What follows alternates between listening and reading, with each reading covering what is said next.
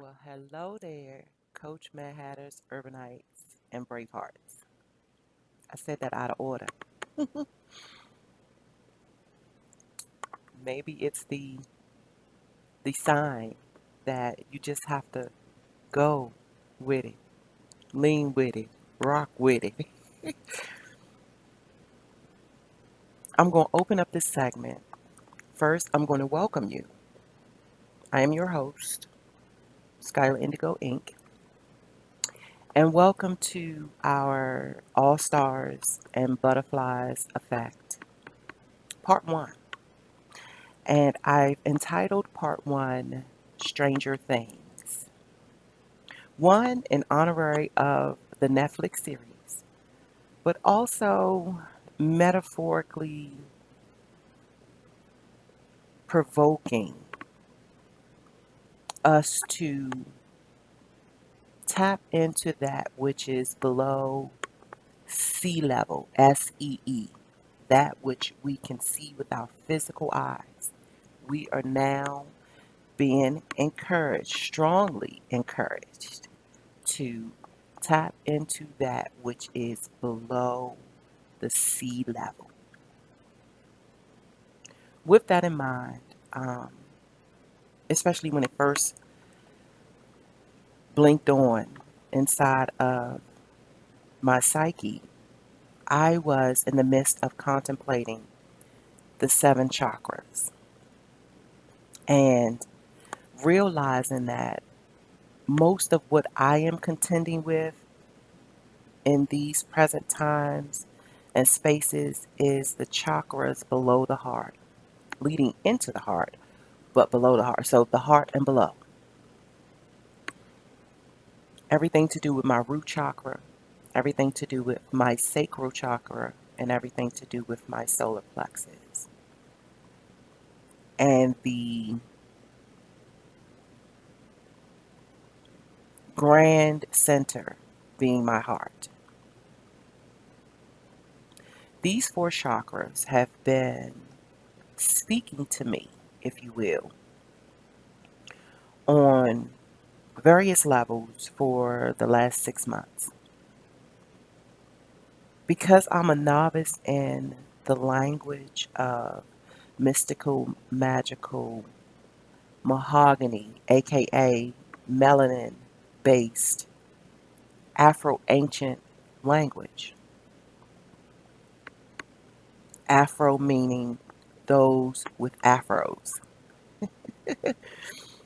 not necessarily um, in conjunction with the continent per se, because as we know, the greatest stranger thing is how natural Afro conduits are all over this globe.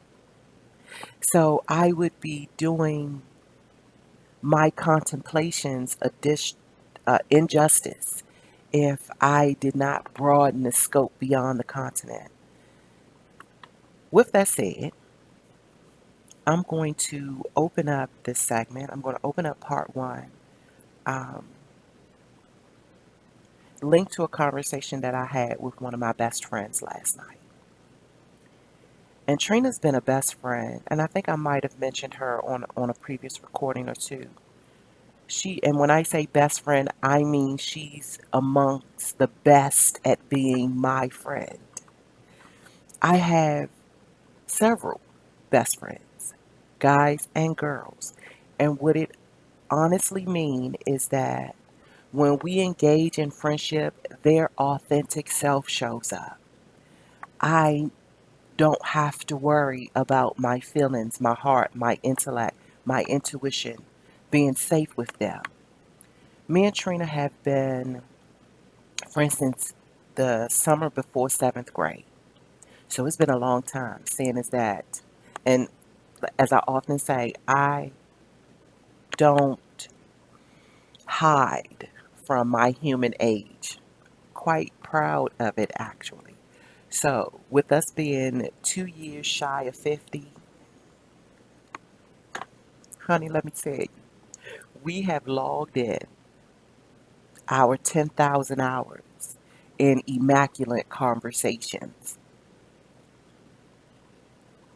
And the amazing thing about me and Trina is that we can go 6, 9, 10, 11, even a year without talking. 6 months, 9 months. Yeah. And then we will have our season where we are tapping in on a regular basis. And then life calls us in a different direction. But as we giggled last night, neither one of us are ever too far. Like, we are connected beyond 6 degrees of separation, that if we needed to, the grapevine would always honor our sought outing of each other.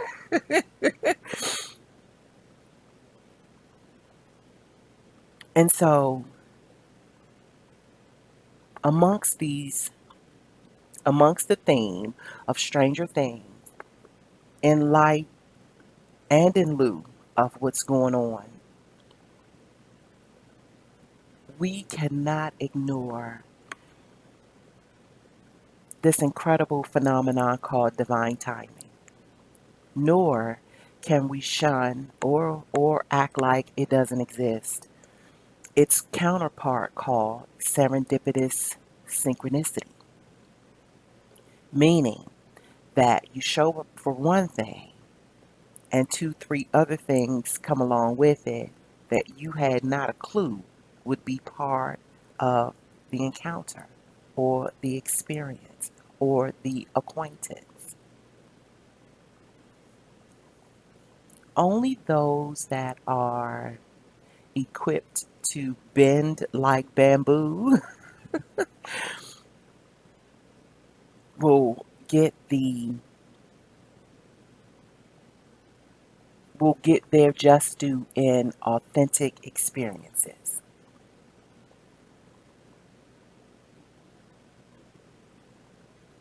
And maybe before I continue going on, I'm going to preface this segment by saying that that my remember, this is a channel that talks about the mystical, magical existence of one's birth chart. Each and every recording I've ever uploaded, I speak about it at least once. So if you don't arrive to partake in these sessions without your birth chart, or at least the acknowledgement that that's what's more than likely going to be discussed,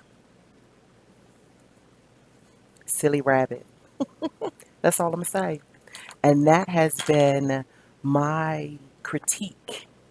That's been my golden motto that seems to be gaining momentum through this entire cycle, because it's actually a cycle. Well, it's a season, ebbing and flowing, ebbing and flowing. The nature, the archetypal characteristics of Gaia herself, aka Mother Earth, is all about the ebbing and flowing of seasons and cycles. And I've been quite pleased with those that will elaborate and unpack that on a serious level when attempting to interpret what's going on around these parts.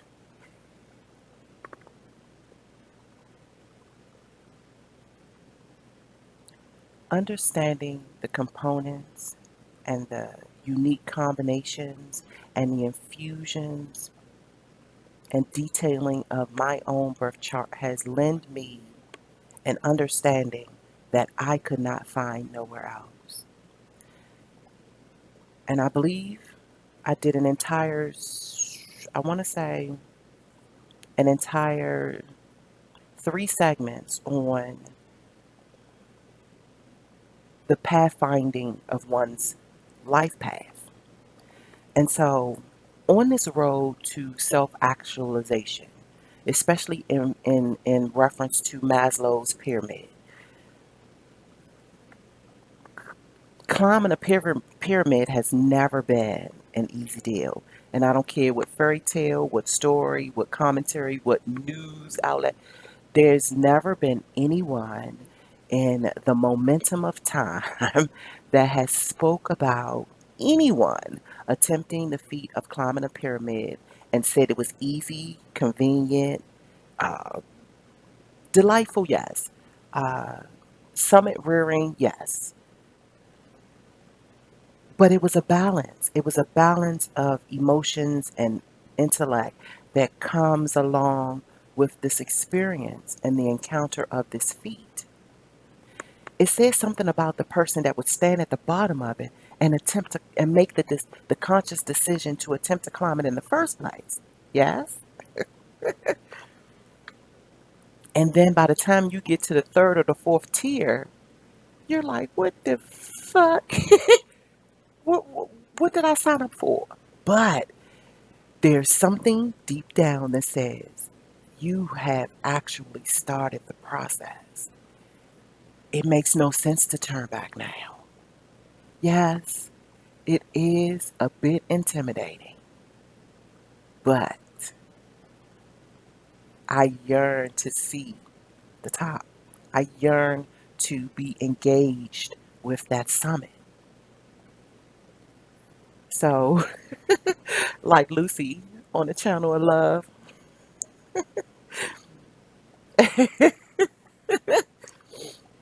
she says buttercup quite a bit, and it always makes me think about in there's a audiobook series that I listen to, and they are often saying on there either buckle up buttercup or pucker up buttercup. So it's like buckle up buttercup. We've never known what the next day holds.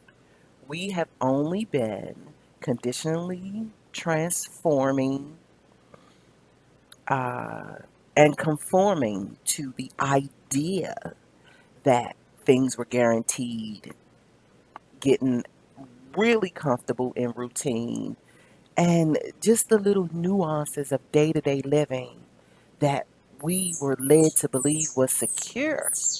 It never was. And there's also a duality between public life and private life. And there's a lot of things that go on in private society that the public society never get wind of. And when the two clash, that's when there's rippling amongst the masses. Now, I am of a conspiratorial mindset. I really am. And that's mainly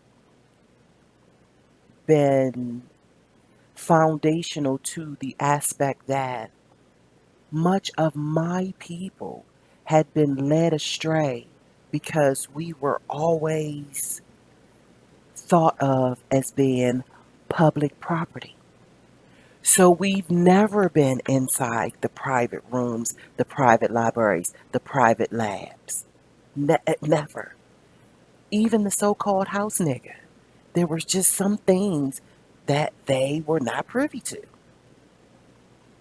And so taking on the insight of Stranger Things, knowing that there's now been an ushering in of influence and energy that is given invisible insight below the sea level, messaging and communications that's being spot on with regards to what's unfolding in the physical realms.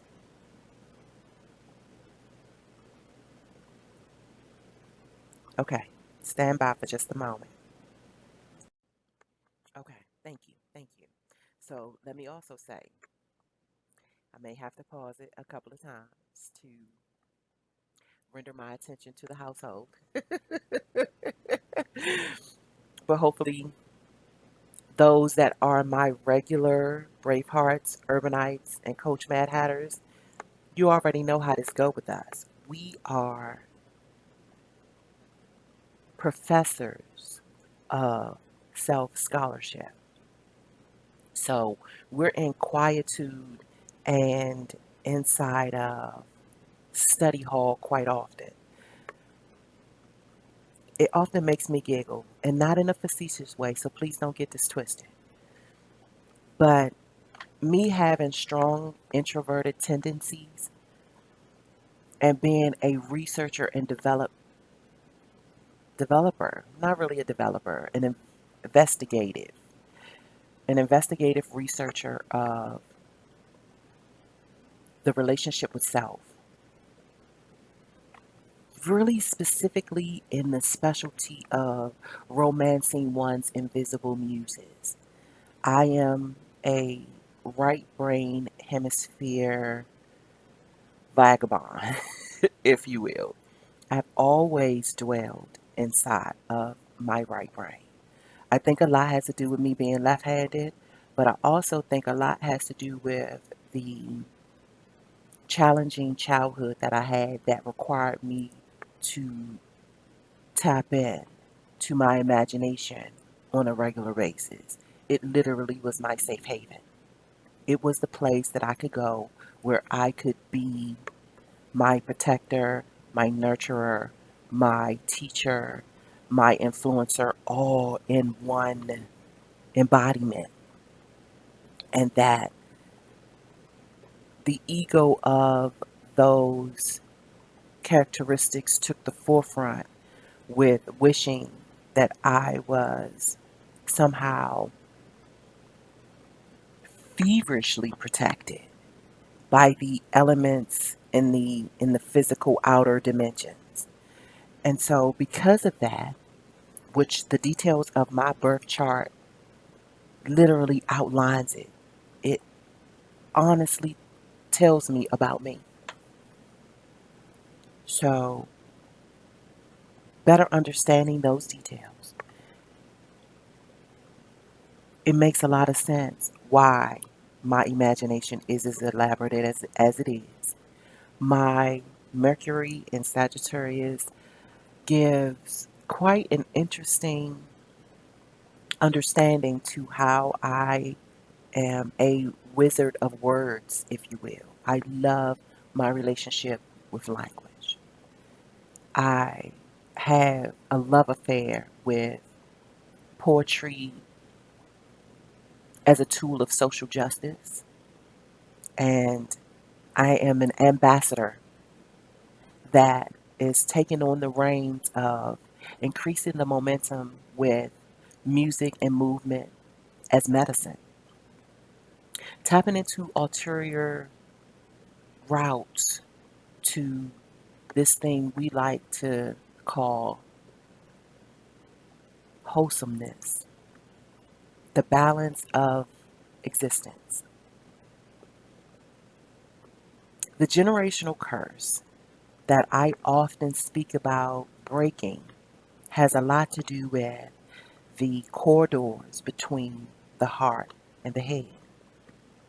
That that corridor has become so cluttered and full of smuck as it regards to shame and sorrow that many of us do not know how to declutter those spaces. Those are invisible spaces.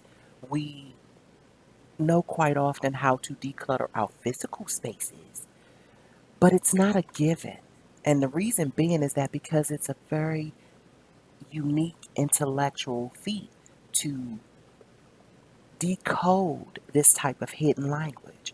You honestly have to sit with self, you have to be with self, you have to study self as an official curriculum.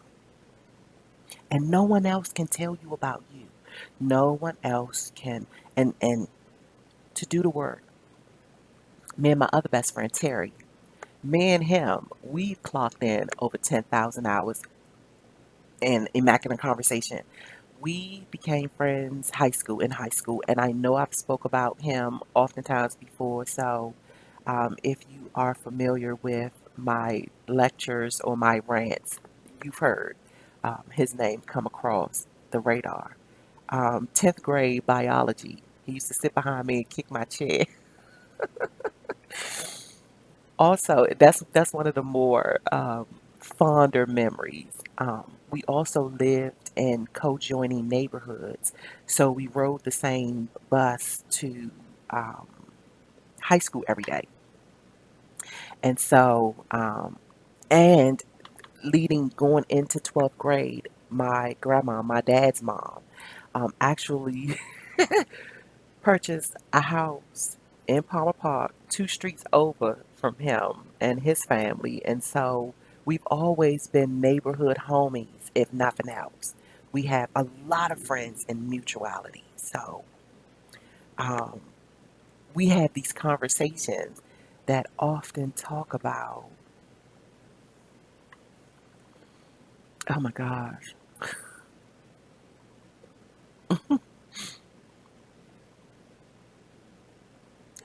the resistance of folks that don't know what to do with themselves, and how this may be the era or the moment in time, the wrinkle in time when there's going to become this apparent line of demarcation with those that understand innately understand that these times, these present moments, this energetic currency is to be used to shift paradigms, hop and skip dimensions, understand paths, redirect paths, get clarity of the forks in the road, beef up their metaphorical vocabularies, tap into that which their heart honestly wants,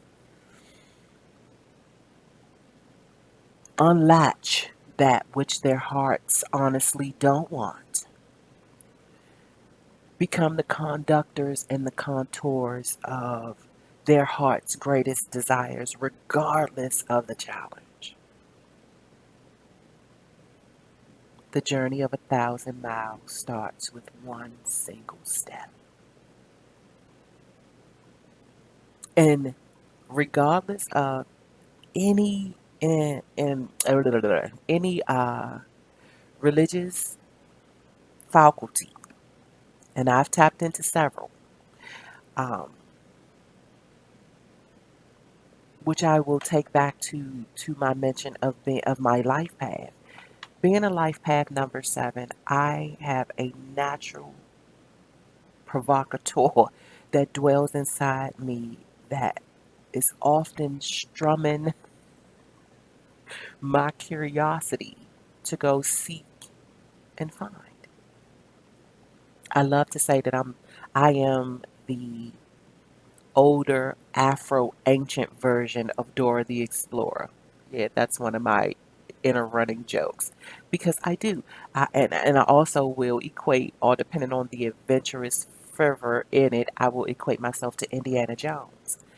But in regards to the intellectual barriers in the realms of social and emotional intelligence. Now, when I became certified in the language of social and emotional intelligence, the year was 2014, and I was so unhappy with my being, which details in my birth chart said that I would be. But one thing that I knew for certain was that I had a relationship with words. And my Chiron being in Aries tells me that my wounded healer element has everything to do with the bravery of self-expression. And I began getting stumped with my frustrations with not being able to solidly, securely express my authentic self, not allowing those that I engage with to assume they know me.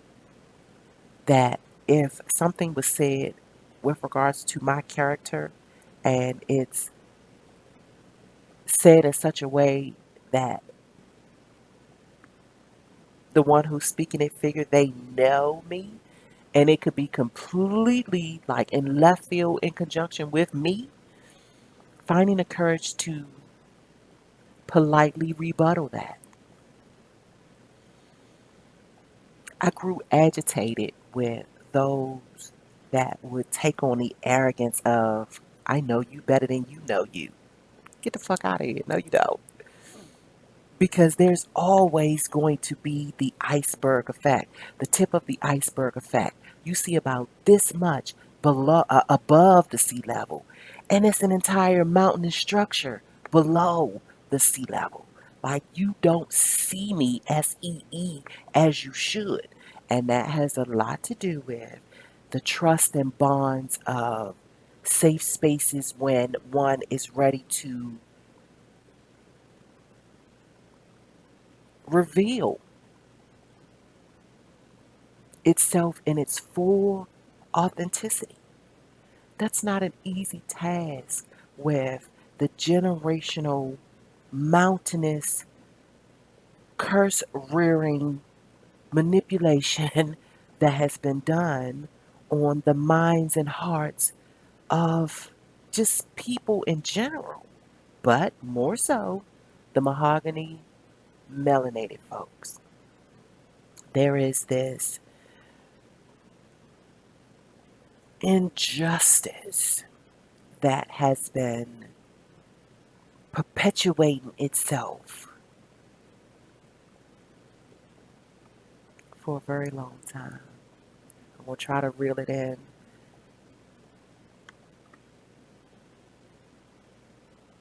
But then again, I may not. It all depends. Um, what's going on inside the invisible spaces of my personal stratosphere, it has been urging me to unleash that which wants to just speak my story, state my case, share my discoveries, share my love. But then there's the old splices of me that says, folks ain't ready for that. They not ready to hear that you've been in self quarantine since 2009.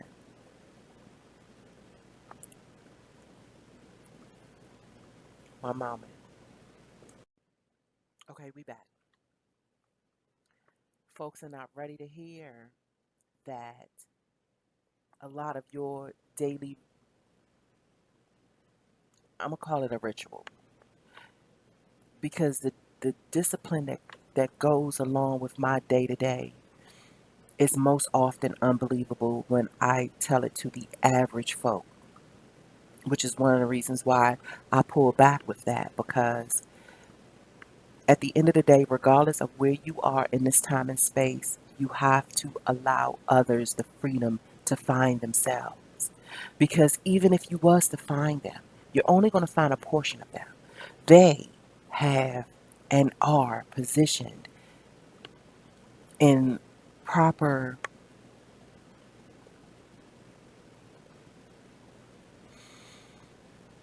I'm losing my words, but only Neo, only the one is positioned to find their absolute.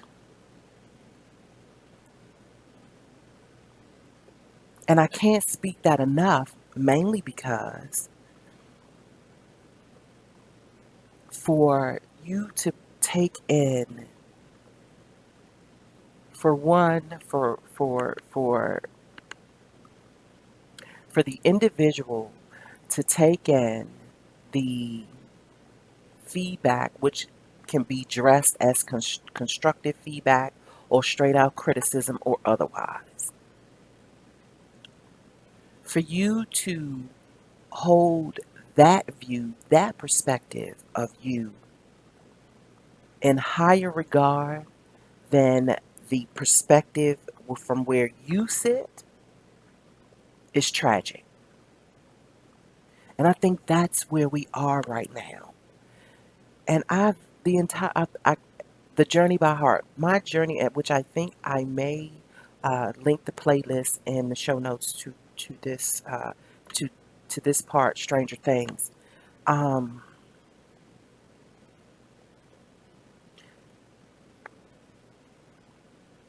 to have this as part of a primary item on the agenda of what folks could be doing on an individual basis whilst we deal with the even more stranger things. Because what I'm seeing and what me and Terry talk about is that folks are literally wasting time.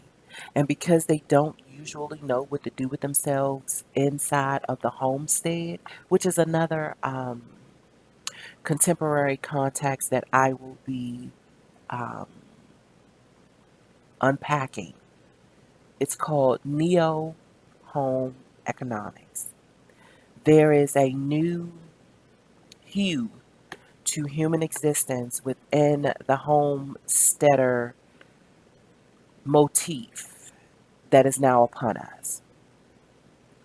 And one thing that I told to Terry, I said, at the brink of the Industrial Revolution and well into it, one thing that happened that I don't believe the ancestors were quite pleased with was the empty nest, the increasing percentages of the empty nest on a day to day basis. Why? Because employers, and if you are at, at any rate familiar with my blog or any other previous commentary sessions that I've hosted, I have a hard angle view of the employer employee relationship, especially within the corporate scenes of the 9 to 5 scenario. It continues to baffle me how so many of the women within my tribe had to take their talent, their energy, their original um, energy and take it out of the home and put it into somebody's workspace, into somebody's office, into somebody's organization, and they still get treated like shit, don't get paid well enough to cover expenses, have to be taking time and time and time away from the babies, like just enough to keep it afloat, not realizing that the magic of the energy goes with the body. So if the women of my tribe now have 9 to 5 jobs that they heavily rely on, that stresses them the fuck out, that does not allow them to take care of mama when she gets sick, or maybe so, but not be able to take care of one of her favorite nephews, or be able to take care of her daughter's godbaby. Like these are very substantial links inside of her internal infrastructure that goes on.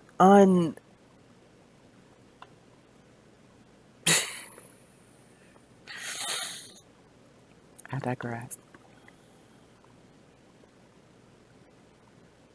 It goes unappreciated.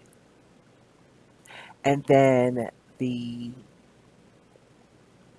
corporate entity that she works for wants her to all of a sudden not care about those that she's innately in tune to.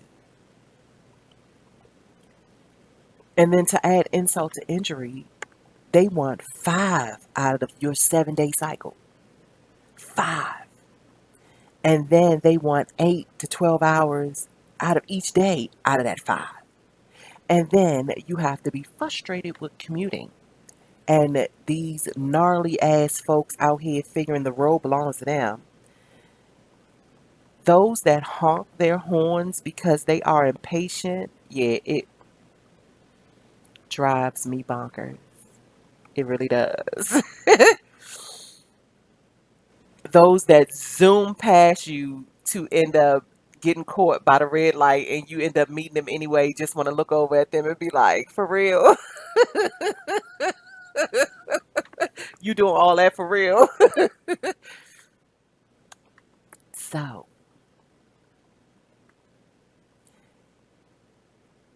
I believe there is a tremendous, great blessing that's unfolding right now.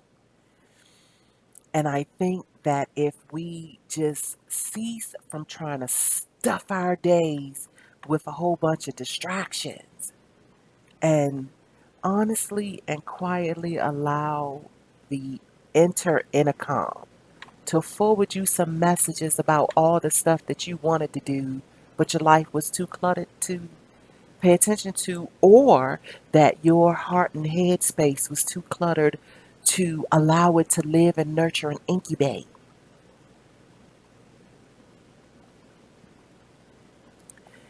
Terry calls it an era of resetting, and I 1,000% agree. We are in massive reset mode.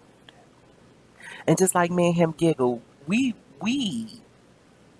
reset every 10 years. Like every 10 years we are faced with like major shape shifting. There hasn't been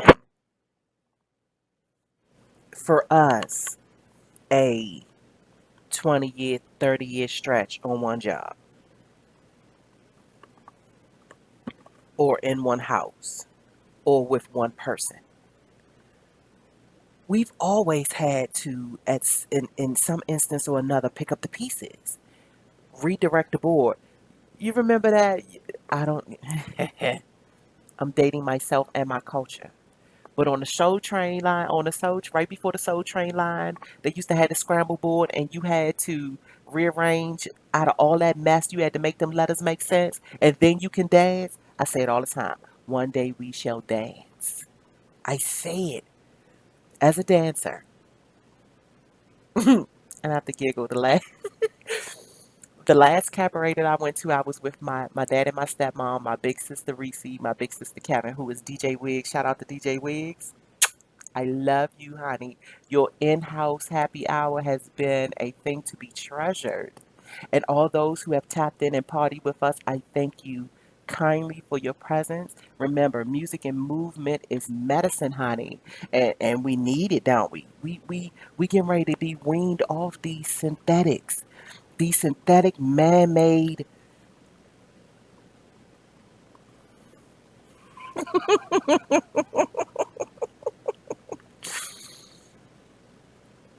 We getting ready to get off these pills and we getting ready to party. And I know that might feel so super optimistic.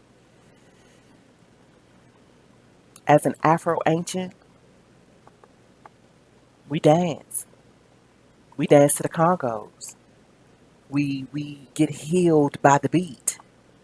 We understand that to move it, yeah, that makes even the invisible, even one's invisible realms, it repairs it. It rejuvenates it. So these times are honestly monumental. They are paramount. And you only get one shot. Me and Terry was also talking about the philosophy of Kobe's Black Mamba and how when it was his time to shoot, he had to shoot. Did he always make it? No. But he could not be there, ready to shoot, to say, y'all hold on, we're going to pause and we're going to come back to this very moment in a week or two. You have to take the shot when the opportunity presents itself and your internal communication system say, take the shot. And it took me a while to even gather the understanding, understanding, overstanding of just that small little piece of context. I told him, I am going to, it's on my bucket list. I am going to do a full series on the philosophies of apex predators, especially the heavily melanated ones like the black mamba, the black panther, the black gorilla, the black stallion. There's another one. I have another one because it was six. The black wolf. Those that are naturally heavily black. And I know the superficial average thought process is going to figure, oh, she's being racial. No, honey.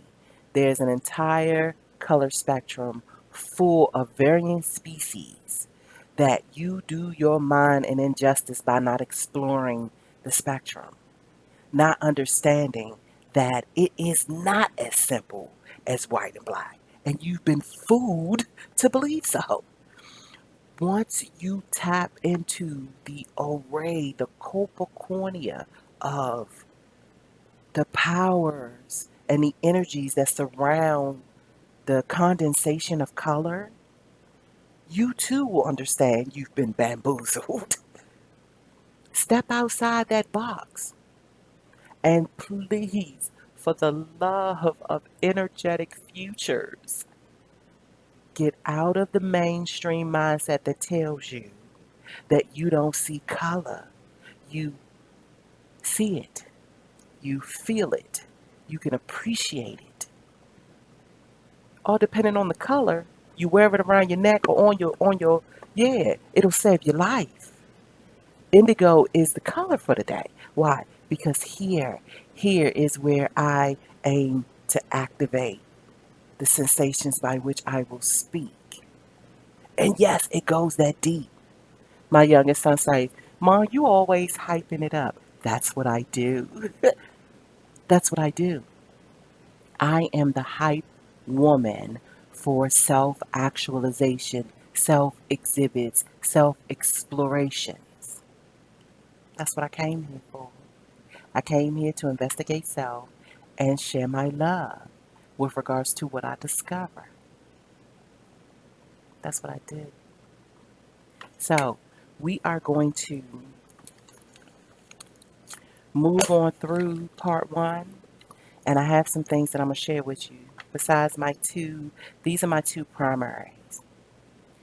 Being born and raised in Washington, D.C., there is just a grassroots honorarium that is extended to our musicians, and understanding that the original content that they created signifies their moments with the muses.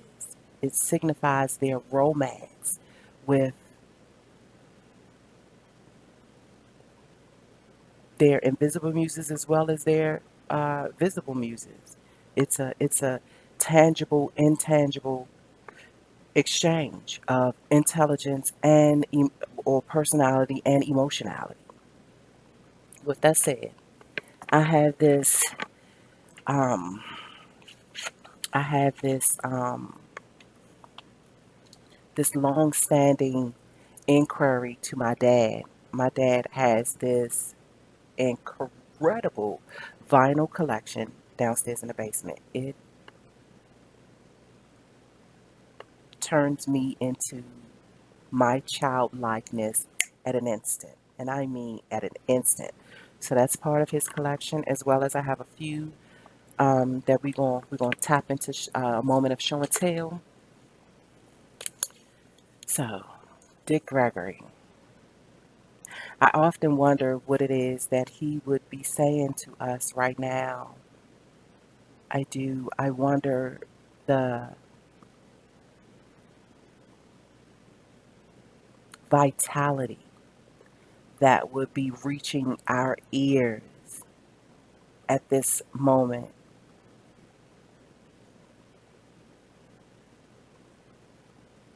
So,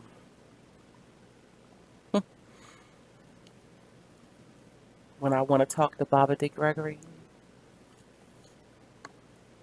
I go and I visit with the original artwork. And see, you're not going to get this on streaming music. Those that are around me still have yet to understand why I get so agitated with the fact that the music industry is not as enriching as it could be, knowing the history. Without corporate shenanigans and culture vultures, we probably could be inside of a musical Shangri-La by now.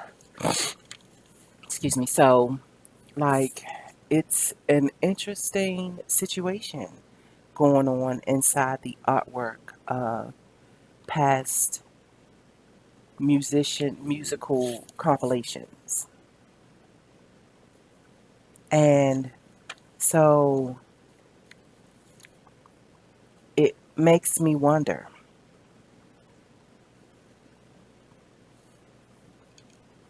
It makes me wonder. It makes me wonder how I keep from going under. And so soon, this morning, I got the hunch to um, do an article, not necessarily on the political aspects of John F. K, but my sincere sentiments around it and just how I feel about what I feel I don't know, what I feel was propagated, what I feel was completely and outlandishly fabricated, what was being toggled and tossed around amongst my parents' friends, um, my grandma and my granddad and their friends, like just what was able to be captured as a kid running through the house and just running through the energy of some of these immaculate conversations. I think I have two more.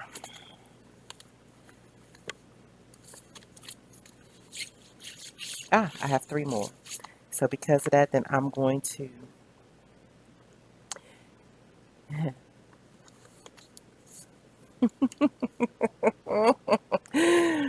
honey, let me tell you,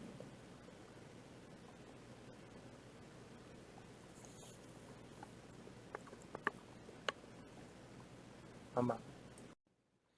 Okay, we're back. And so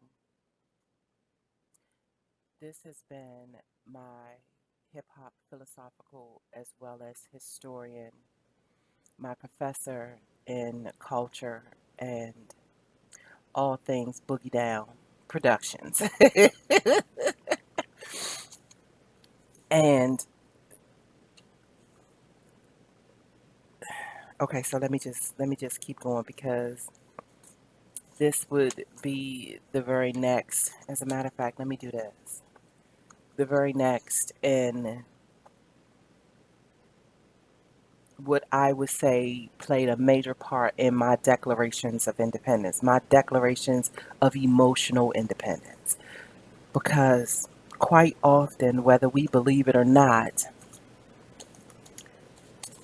we are seriously, sensually being emotionally manipulated.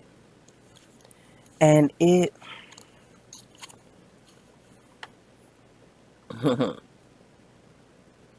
holla if you hear me. And you know it's powerful when you can hear me and I ain't saying nothing through the above sea level. Into the intuitive connections that are being merged and meshed at this moment are impeccable. We cannot lose sight of what's going on in the invisible spaces because we are too in tuned to these visible spaces.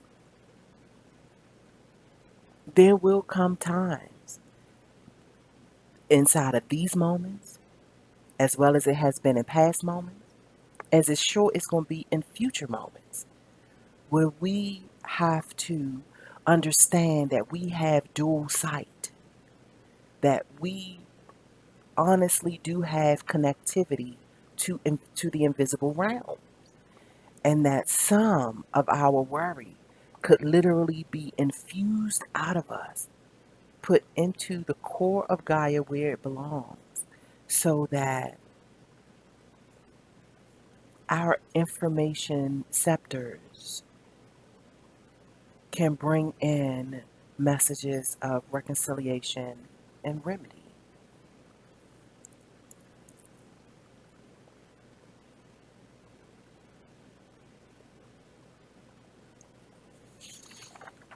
There's something called narrative psychology.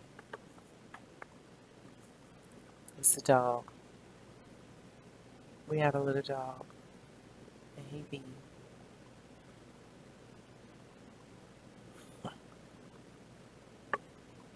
a dog.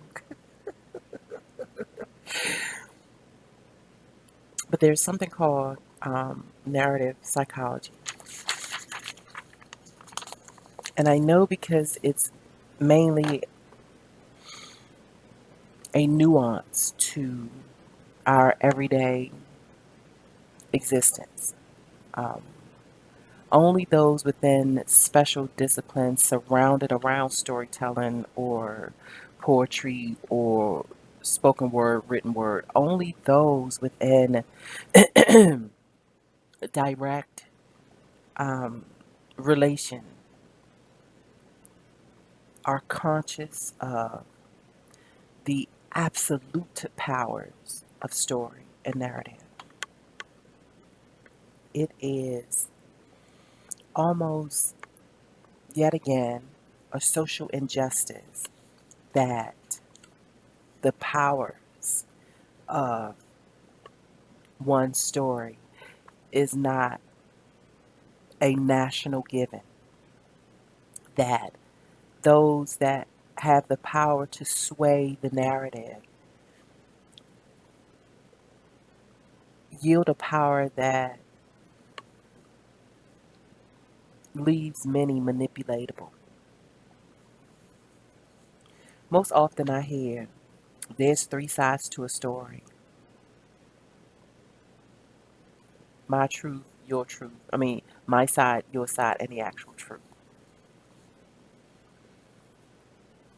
I beg to differ.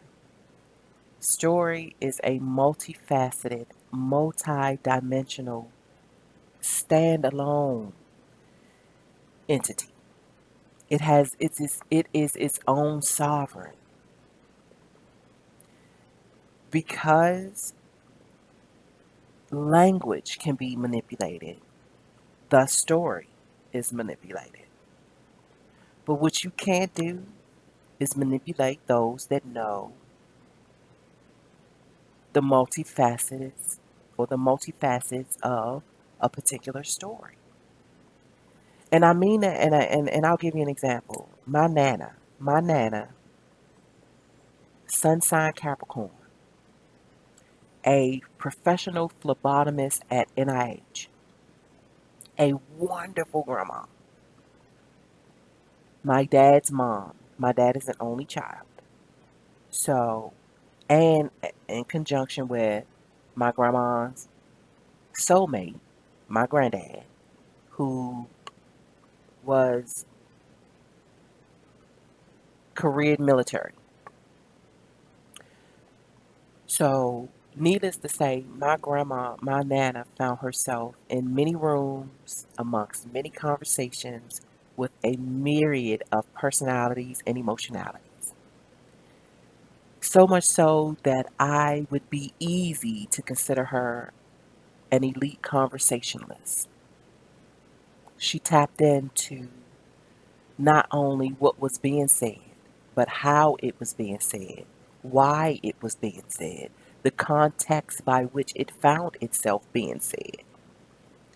She was an investigator of current affairs, and she had a critical thinking component that I still honor as supernatural. She knew what questions to ask. And I have to say, I haven't mastered that art just yet. The art of asking powerful questions, not yet. But I am still inquisitive. I am still curious about things. I just still need a little bit more work with how to structure questions to get the precise answers I seek. We're all works in progress. Lifelong lessons unfold before our eyes, so I'm still hopeful.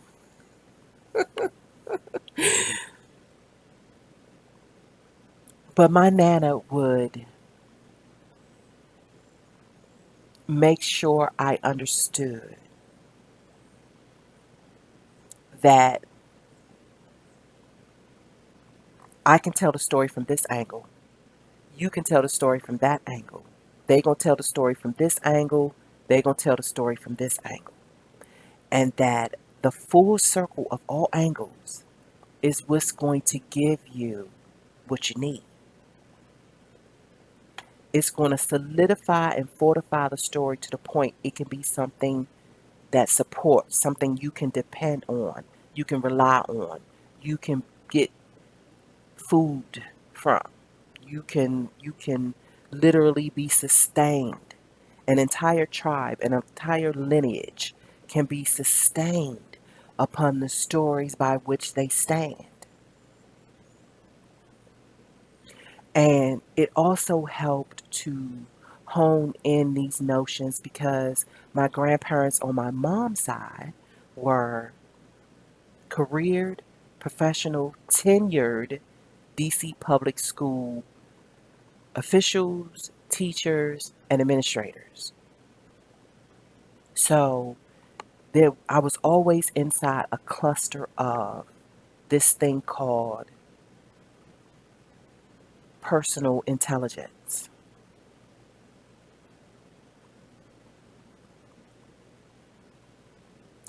And most often, it's now what I am latching to the context of all stars and butterfly effects. Coupling these two together. So, your all star components, your all star complements with an E, if you will, has a lot to do with what you cherish.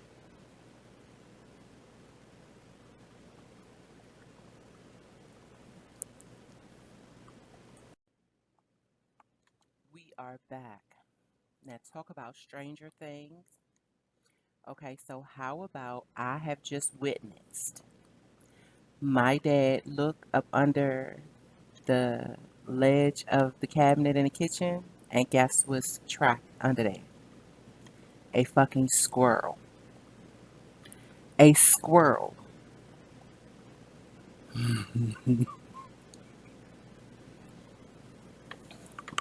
I'm gonna pull some cards. That's what I'm gonna do. Um, so we're gonna take just a quick another break. Yeah, get all of this chaos together. Be right back.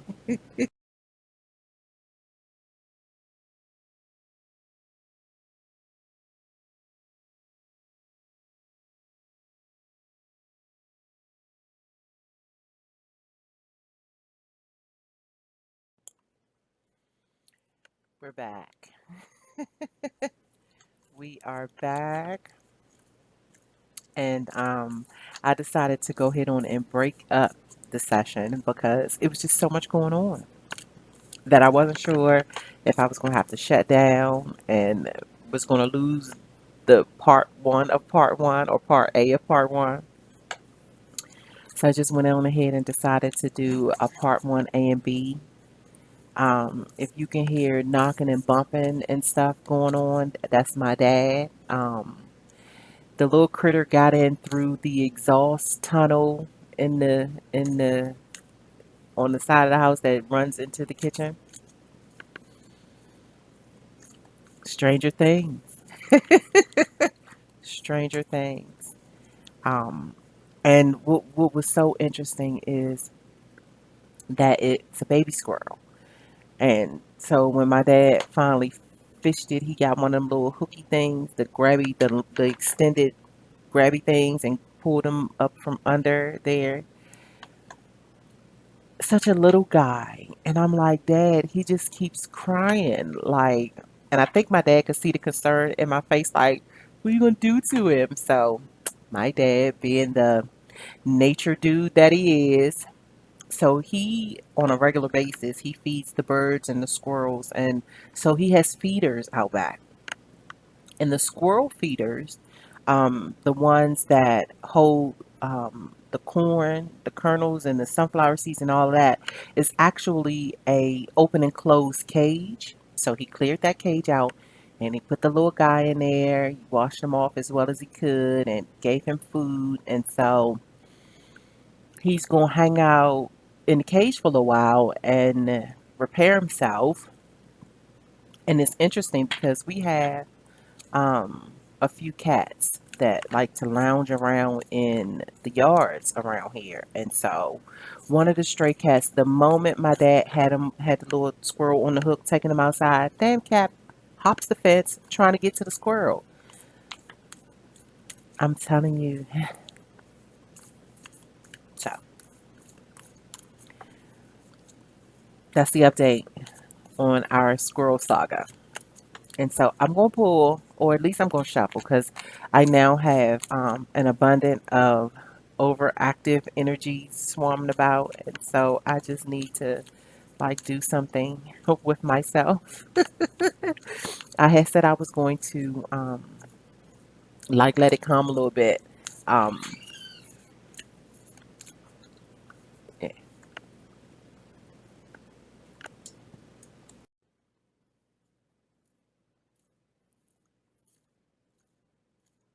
I honestly don't remember where I left off. Oh, so squirrel is out. And so my dad is, I guess, patching, investigating how he got in and patching all of that up. So that escapade prompted me to want to pull a card or two. Just for kicks and giggles, thrills and wheels, WILLS. But while I'm shuffling, yeah, so I was saying that I needed something to do to subside this surge of energy. But while we are talking, um, I would like to direct your attention to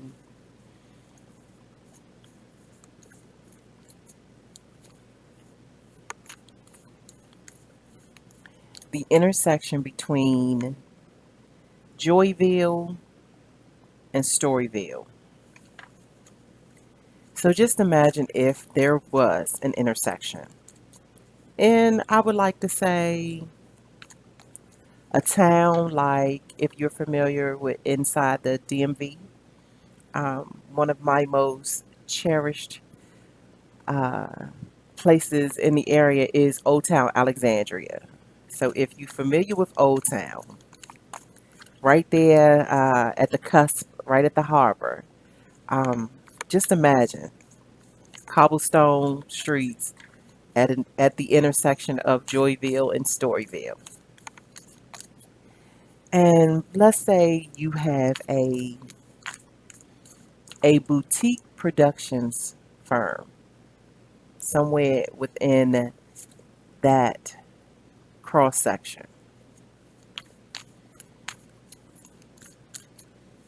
What would your boutique be like? What would be your products and services? What type of shingle would you hang? Or how would you design your storefront display window?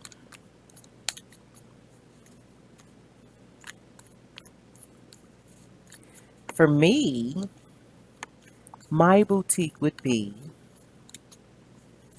a place similar to StoryCorps.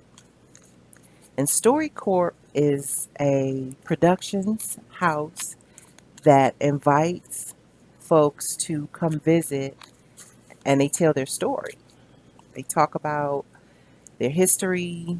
I know that some go in and talk about um, their growing up, or they talk about their grandparents growing up, what was going on with them during that time, and how all things seem to be coinciding with the way that it was back then versus the way that it is now, and all the psychological play that goes into that. Like what was going on with them in their minds in that day, and adjacent with what's going on with us in our minds in this day, and how there's similarities as well as contrasts and contradictions to this whole thing called life. The interesting, intuitive, intricate details of how we exist, and though and the record keeping of said existence. How valuable the record keeping is to those parties involved. I often speak about the inheritance of Grandpa's journals or the inheritance of Uncle Thaddeus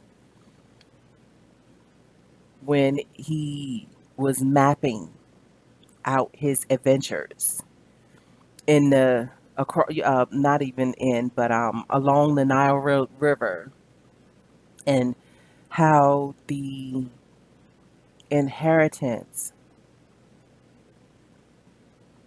proved to be way more valuable than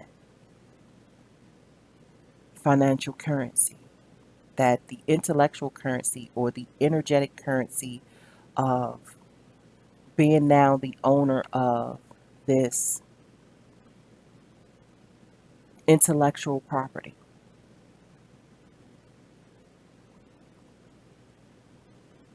and what that means to a lineage, a crest, a tribe, a family, a community.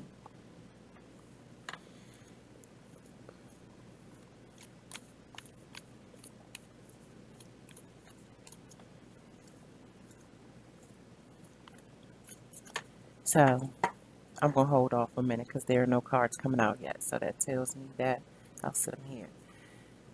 That I need to tap into this a little further. So there is a piece that is on the internet, that is live on the internet now, by Michael Mary, and it's a piece that heavily taps into narrative psychology. There's a quote that ushers in this piece that I am going to read to you to bring context to my point, fluff up my point a little bit. It was long ago, and long ago it was. And if I were here and then was now, I'd be an old storyteller whose story might have been improved by time. Could he remember? Could he remember it? 3 good points about stories. If told, they like to be heard. If heard, they like to be taken in. As if taken in, they like to be told. 3 enemies of stories: endless talk, the clash of the rumor mill, the ring of an anvil, and I put in parentheses, perplexity due to uncertainty and difficult dilemmas.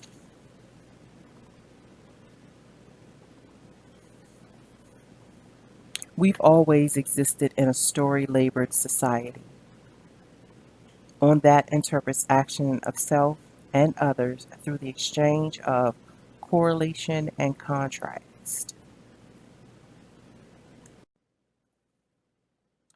This enthusiasm to tell and listen to popular life stories could be described as a marker for society that is losing faith in the more established, sacred narratives of religion, preferring a more prosaic account for advice and guidance.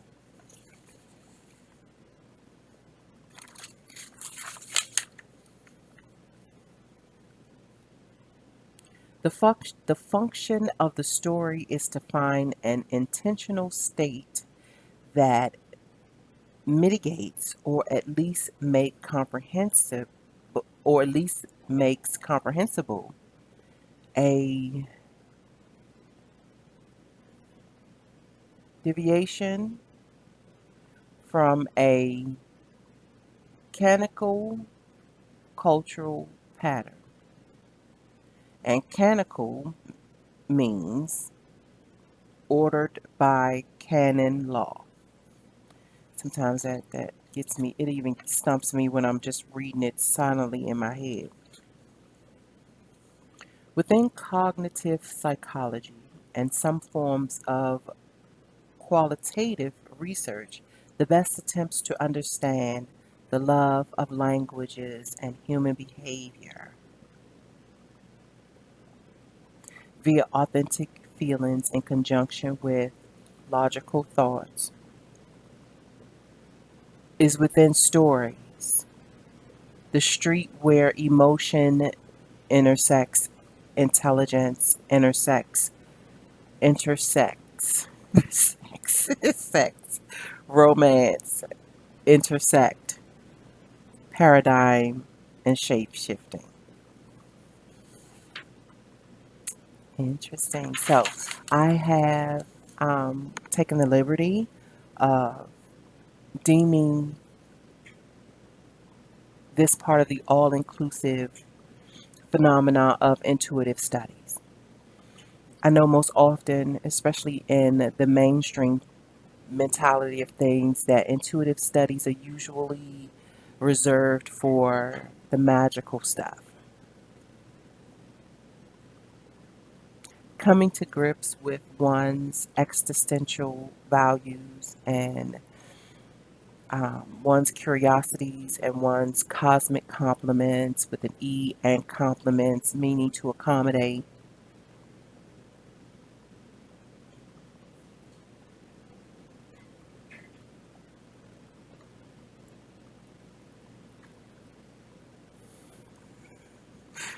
There's this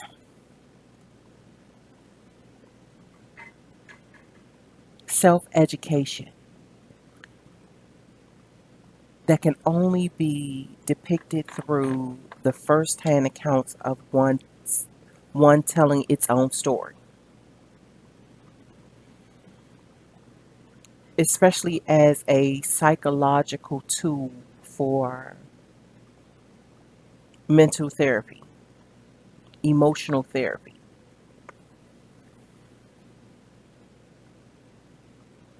I want to say that it's roughly been about 18 months that I have been on this very unique soapbox about the difference between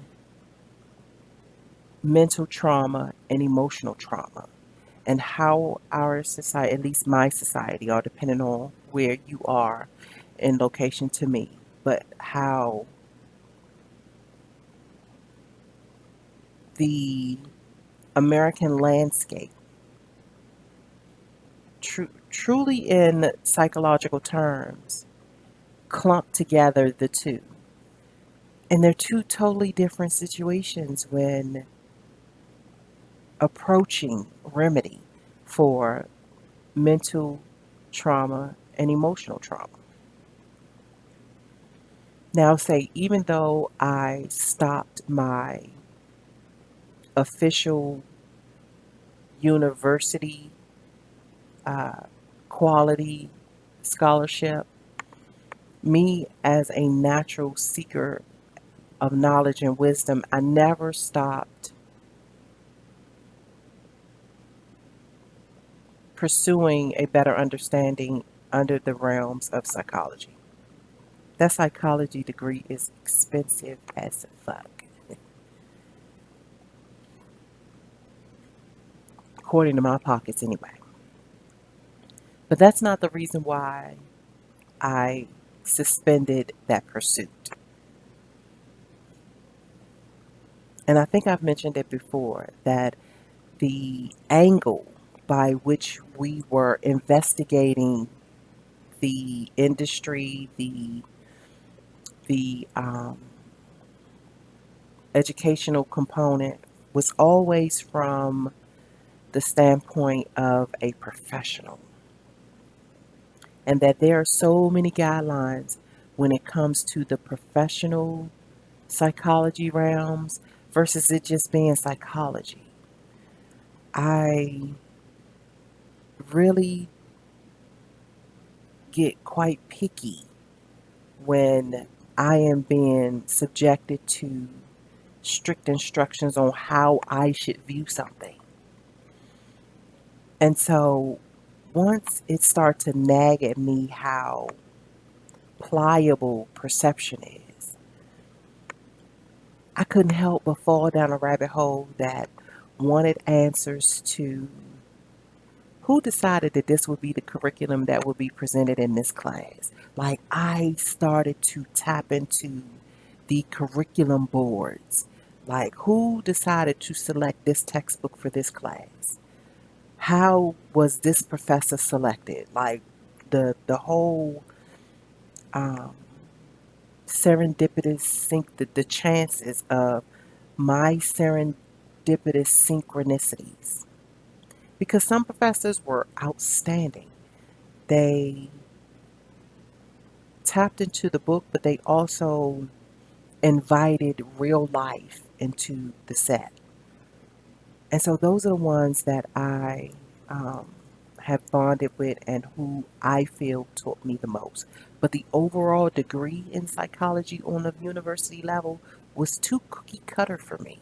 It didn't leave any space for wiggle room or customization or just life.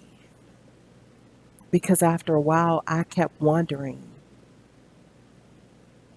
who's the case study? Because everyone that I am being charged to analyze don't fit or feel like anybody I know, including me.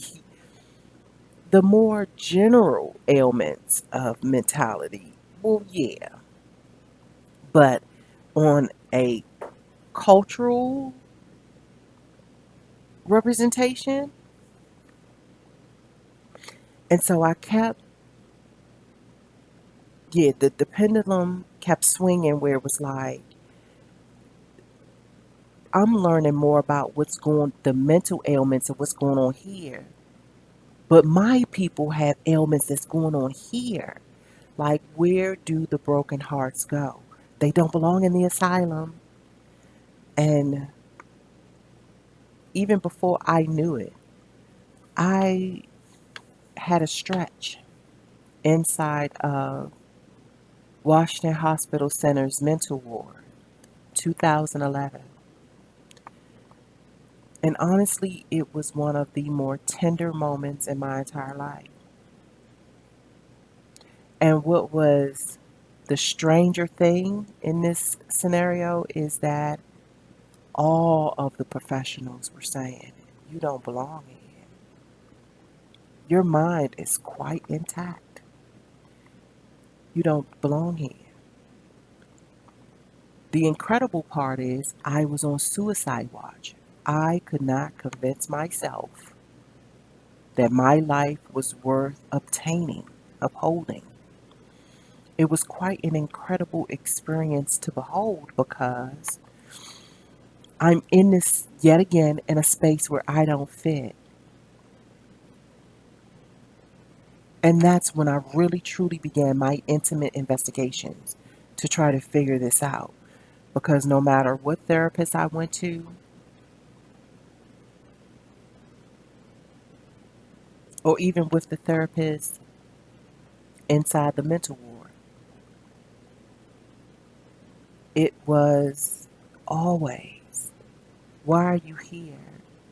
Like, you can hold a conversation where I'm being taught something or where I am gaining clarity on something.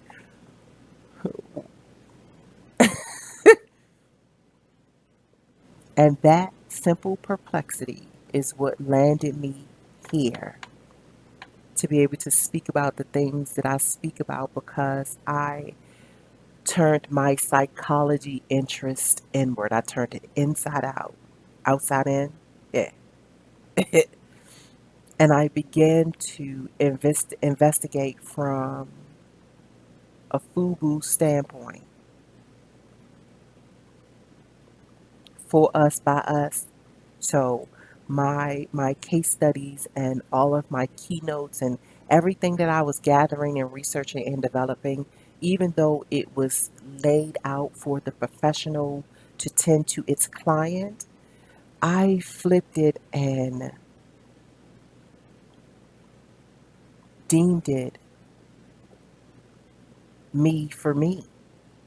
I'm studying this so that I can counsel me. I can understand me. I can investigate me. I can probe me, nurture me, counsel. Yeah, all of it. And that's in part where the Coach Mad Hatter's banner was birthed. Now, the other half of that is in 1989, I was 17 years old, and I believe I told this portion of, of my story before as well, in a head on collision with my soon to be husband. I hadn't graduated high school yet, so we were honestly taking it slow and just being young adults. So we were on our way to Rinaldi's bowling alley, heading down the, I'm just going to call it a freeway because I don't, yeah, that turns into Kenilworth Avenue right at the Pepsi Cola plant. And so this drunk driver with his dumb ass head on collision, and it was before the time when it was a mandate to wear seatbelts. And I actually still have the photographs that were taken at the scene immediately after the crash. And it's unmistakable that it was a hard impact.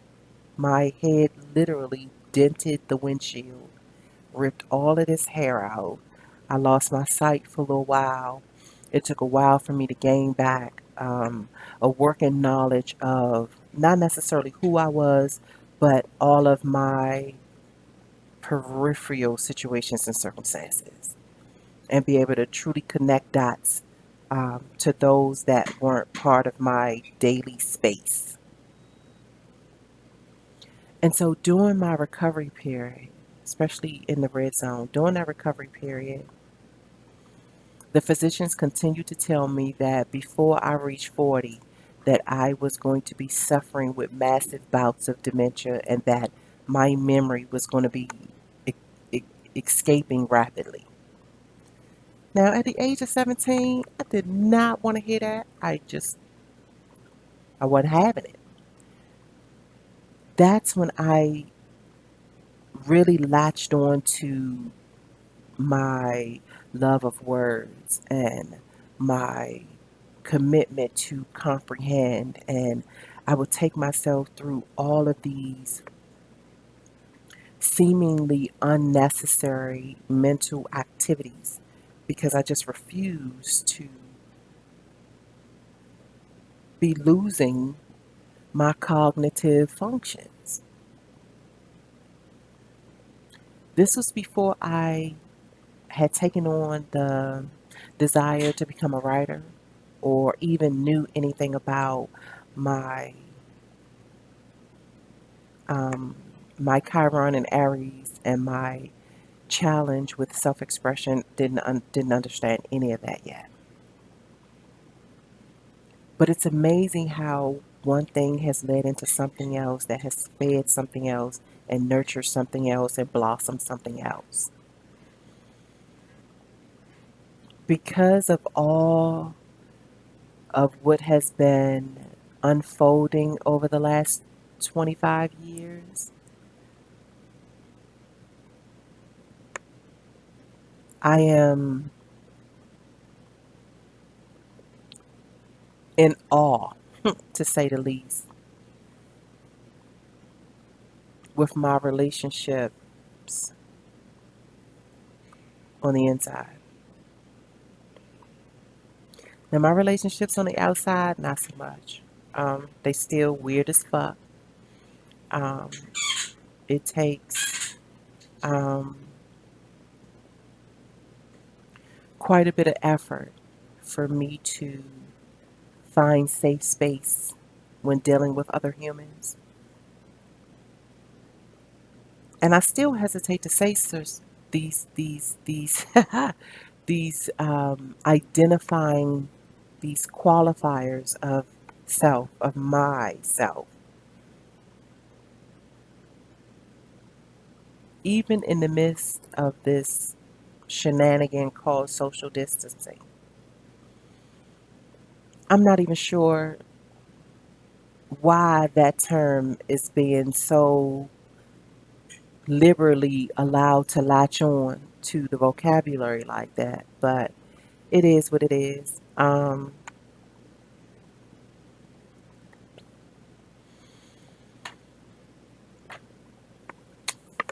With all of that said,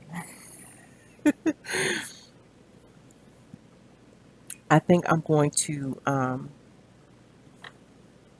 enter into the conversation a few passages from my two favorite books, and then I will see if we can pull some cards, and then we're going to bring it to a close. So yeah, maybe I'll do my first, because this here is literally my Bible, and I have said it many times, um, that when I talk about my own customizing process to reform my systems of axiology and my love language and whatever else that brought highlight to my existential evolution. I know those are two very big words, but they're my favorites. I have a canon of my own. I have a canon that is religion to me. I don't expect anyone else to carry on um, my particular selections, but it's always nice to find out when a piece is also part of someone else's intrapersonal canon, part of their own intrapersonal religion. The information inside of here, as well as any Dr. Joy DeGruy lecture.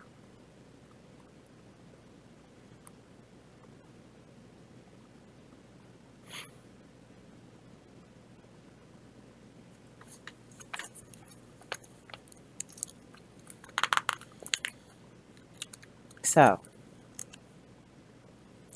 we are going to tap into page 160, which is inside the slavery's children portion of chapter. Well, actually, it's chapter 5, Slavery's Children.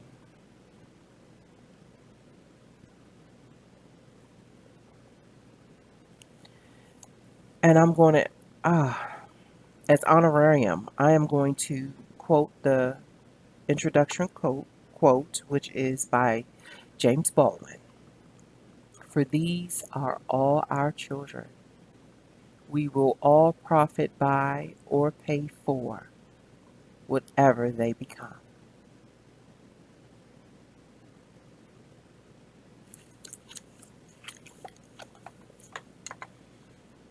Page 160. I believe that this perpetual drama of finding ways to escape the shame is the end result of a people who have been robbed of any real knowledge of who they are or where they come from. It is a result of a people who have no understanding of how they arrived at where they are now, or who are oblivious to the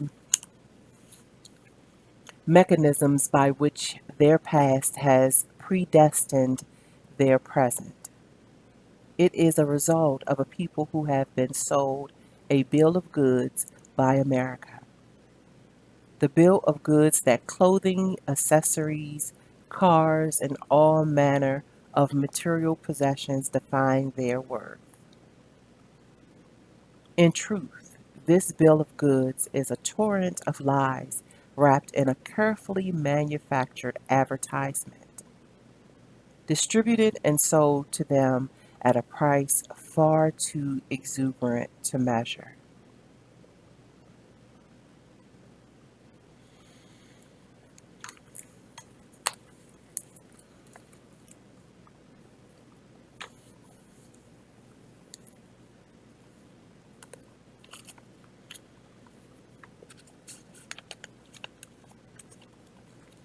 And so this book also is part of my pantheon.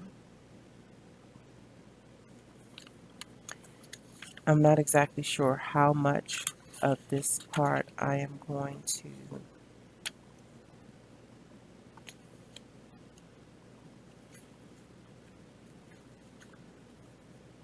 Also chapter 5, 55, official Golden Gateway.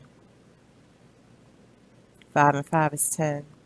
And it's interesting too because for the last month or so, I've constantly been having the thought pop up in my head that shows me the Ten of Cups and the Ten of Pentacles.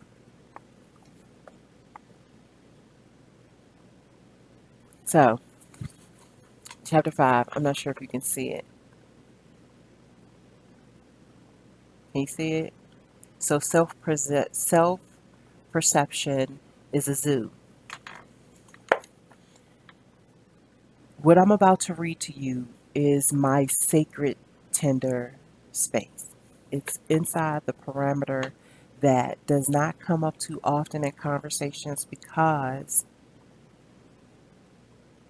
it's highly protected. It's only revealed to those that I know um,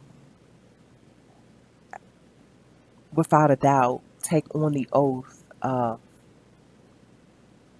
being a guardian of my tender spaces. The wild thing is that I'm actually going to read this, and this will eventually get posted up into the public domain. So then it's like, well, look at that. But seeing as that I took the oath to venture out into those spaces that would be considered the fringes of my discomfort, I- I'm not no longer just outside of my comfort zone. I have I got my backpack on and into the wild unknown we go. I've stamped many of my latest articles and commentaries with that passage. Into the wild unknown we go. So much so, and this is before I even realized what was truly happening. I kept having the urge. Well, how about this? Let's deal with the. I kept having the urge to become familiar with this particular deck and guidebook, mainly for into the wild unknown we go. What's been so miraculous about my proactive learning curve, um, with this guidebook specifically, is because it has been challenging me to unlatch all of the social conditionings and constructs around tarot for one, but this whole good and evil thing, and how it is that I could be perceiving something honestly will set the tone for the situation or the circumstances. And so, and not even to mention the illustrations in this deck, just so adorable. So I have been um, finding myself in a two-way classroom, meaning that I'm learning it for me, but then I'm learning it inside of these immaculate purpose discovery portals that will nicely situate itself to share with others. And so I'm telling you, man, like, amazing times is happening if we just slow down a little bit and just become in agreement with some of the stuff that the heart wants, and then do your analytical due diligence to find out what you can tap into now, what's within your grasp now without going into mental overload. Discipline yourself to stay out of those areas that's going to worry you about what you can't do anything about at from moment to moment. And the moment you step into the energy and the access to do and handle that, then do and handle that. But if you can't right now, it could be on the sideline.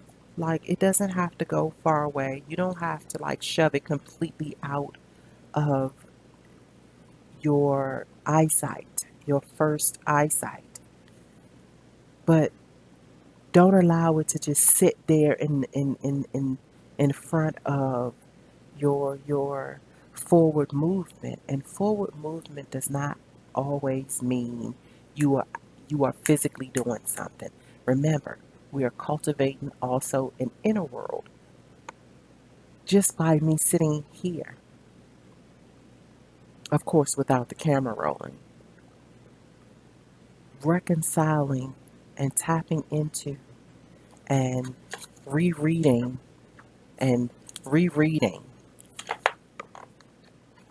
and rereading. I am reconciling. I am proactively tapping into cultivating. I'm doing something. Might not look like much to these overly extroverted ones that always got to be, yeah, might not look much to them. But inside my invisible spaces, my ancestors are delighted to sit with me. They, I think, often are cheering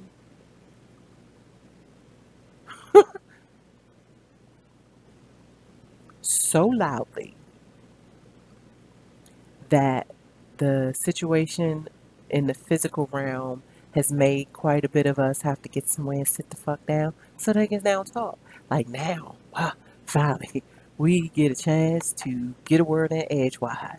Because we can't talk to you while you want to move, while you moving and shaking and hanging out and yeah, we don't want to contend with that. So now that we have you, I got some things I want to run by you. So, chapter 5. Self perception is a zoo.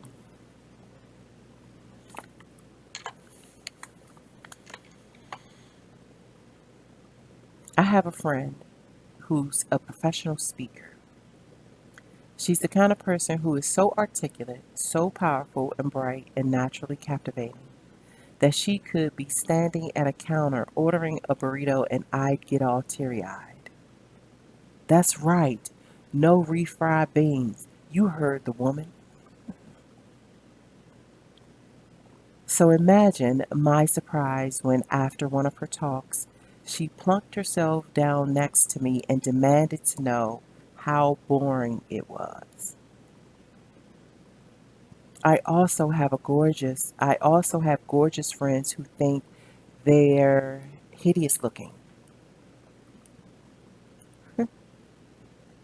Brilliant clients who one moment think they're God's gift to mankind and the next need to be talked off the ledge of self-proclaimed ineptitude, and an entrepreneurial neighbor who can't decide if she's a financial powerhouse or if she's about to cause her family to start living underneath a bridge. Self-perception is a zoo. Hang on a moment.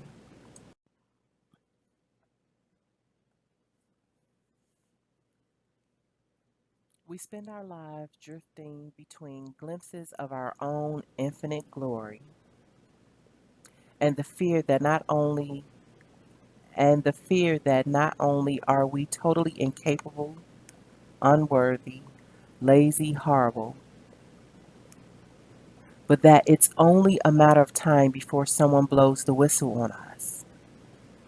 We torture ourselves incessantly, and for what purpose? If we can glimpse the glory, and I know you can, why do we waste our precious time giving any energy to the other options?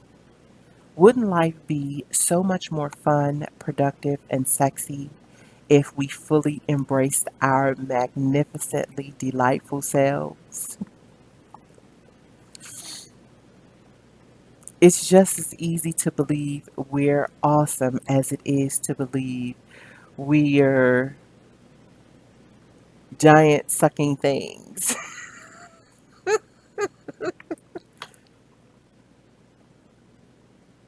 I am going to say this. So, my black moon Lilith is Libra. So, naturally, reading that, my mind goes to where it goes.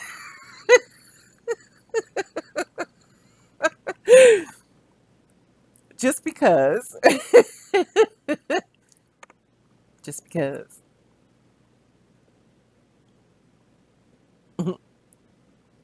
Takes the same amount of energy, the same amount of focus. So, why do we choose all the drama? Have you ever noticed how when someone you admire goes out and does something phenomenal, you're happy for him or her, but you're not surprised? Of course, they did something phenomenal. They are a phenomenal person. But to get yourself to see how amazing you are is like pushing a giant marshmallow up a hill. Yes, there we go. We are up. We are awesome. Oops. We are sagging. We are sagging on the left. Push it up. We're awesome. Push it up. There we go. We are all good. Wait. Now we're sagging on the right. We run around taking one step forward and 14 steps back when it's so unnecessary. Instead, try seeing yourself through the eyes of someone who admires you. They get it. They believe you. They believe in you leaps and bounds. They aren't connected to your insecurities and negative beliefs about yourself. All they see is your true glory and potential. Become one of your own diehard fans. Look at yourself from the outside, where all your self doubts can crawl all over you, and behold what shines through. You get to choose how you perceive your reality. So, why, when it comes to perceiving yourself, would you choose to see anything other than a super huge rock star of a creature? You are a badass. You are one when you came screaming onto this planet, and you are one now. The universe wouldn't have bothered with you otherwise. You can't screw up so majorly that your badassery disappears. It is who you are. It's who you are. It's who you always will be. It's not up for negotiation. You are loved massively, ferociously, unconditionally. Shout out to Unconditional Healing Tarot with Miss Nadia. The universe is totally freaking out about how awesome you are. It's got you wrapped up in a warm gorilla hug of adoration.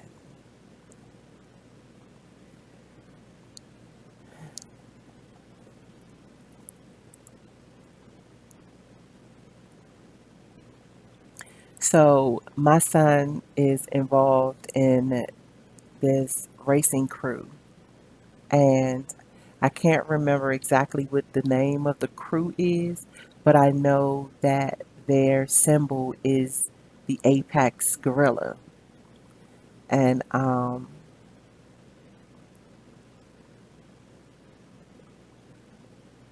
it has always been the narrative that has sprouted forward and latched onto our psyche that these types are evil or they are to be feared. Don't get it fucked up now. They are to be feared, but they are to be marveled and respected as royalty as well. They are natural born creatures that I'm not really sure about uh, pre existential circumstances. So I don't know what they were before they manifested inside of the physical realm. But they came into this realm as black apex predators. If story be told by the mainstream, they are pretty much criminalized for their natural essence because everybody's scared. And I used to say that I don't think that animal would have attacked you if you wasn't fucking with it. So now that you fucked with it and it gave you your ass in your hand, you now want to tell the story that it's evil because you walked into its habitat and you fucked with it and it wasn't having it. Now it's the evil one, but you're not going to say anything inside of a self reflection, anything. No postscript, no PS, no message in a bottle, no nothing about how you had no business fucking with it in the first place. All right, I digress. The universe is totally freaking out about how awesome you are. It's got you wrapped up in a warm gorilla hug of adoration. It wants to give you everything you desire. It wants you to be happy. It wants you to see what it sees in you. You are perfect. You are uniquely perfect. In your own unique right, you are perfect. Those were my words. To think anything less is a point To think anything less is as pointless as a river thinking that it's got too many curves, or that it moves too slowly, or that its rapids are too rapid. Says who? You're on a journey with no defined beginning, middle, or end. There are no wrong twists or turns. There is just being, and your job is to be as you can be. This is why you're here. To shy away from who you truly are would leave the world you less. You dash less. You are the only you there is and ever will be. I repeat, you are the only you there is and ever will be. Do not deny the world its one and only chance to bask in your brilliance. We are all perfect in our own magnificent, fucked up ways. Laugh at yourself, love yourself and others, rejoice in the cosmic ridiculousness.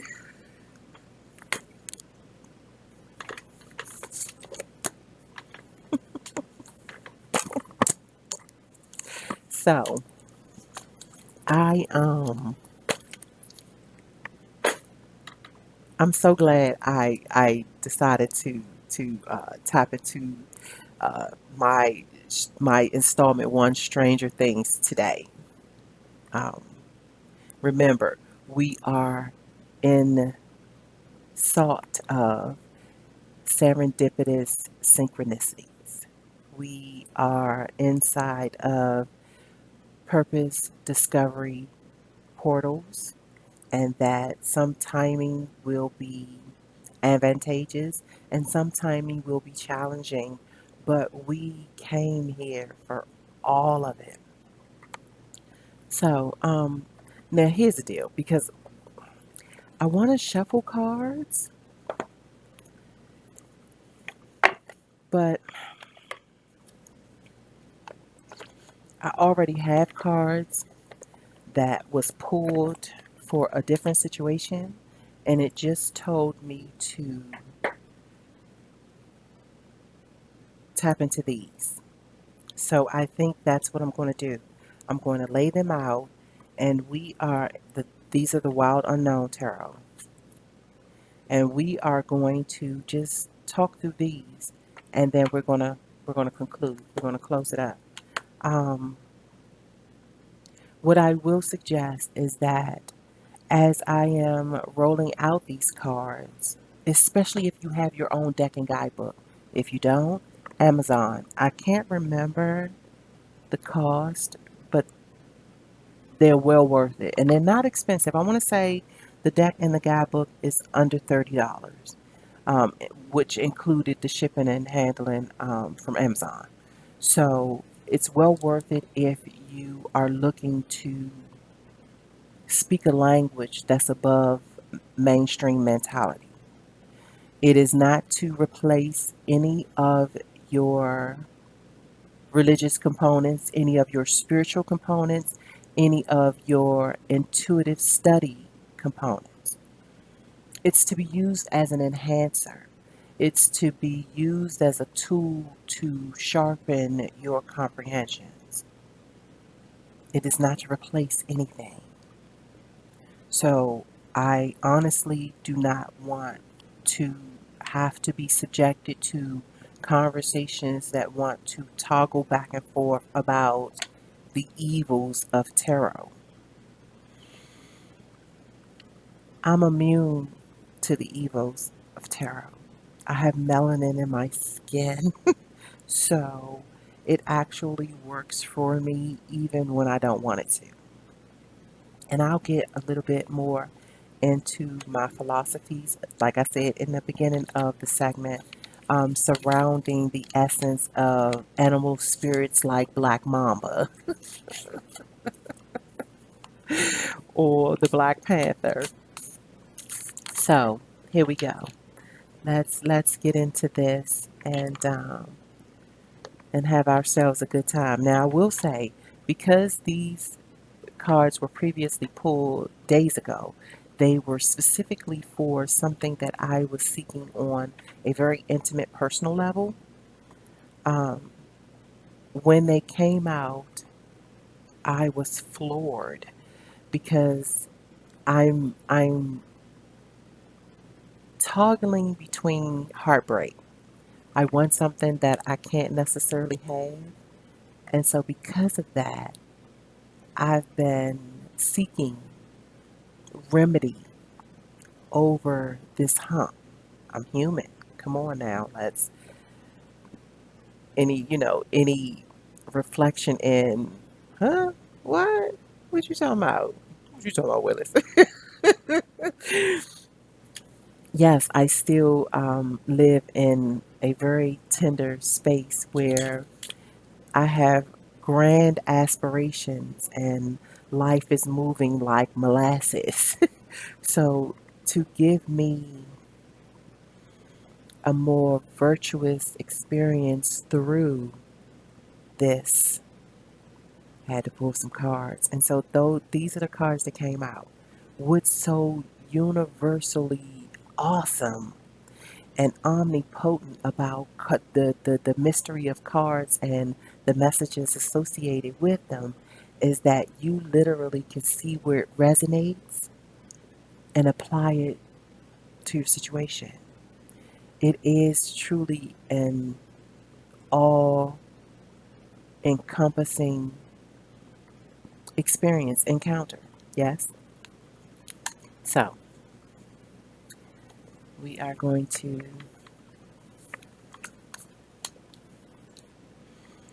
and here's the thing, and I've said this a couple times before, I am still a novice in the translations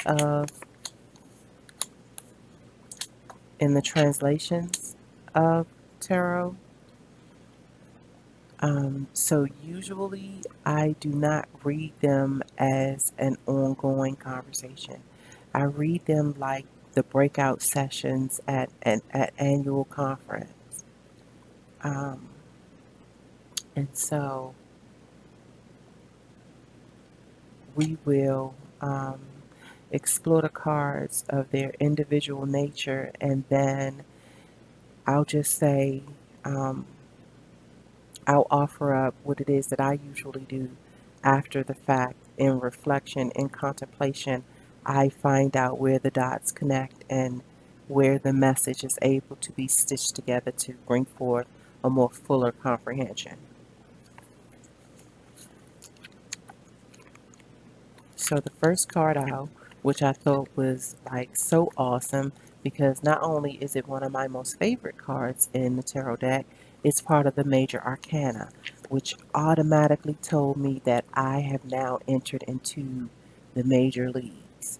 That everything that I do within these moments, regardless of how unclear or how confused I am, if I go with what my inner voice is telling me, that more than likely I am going to be pleased with my contribution of the outcome.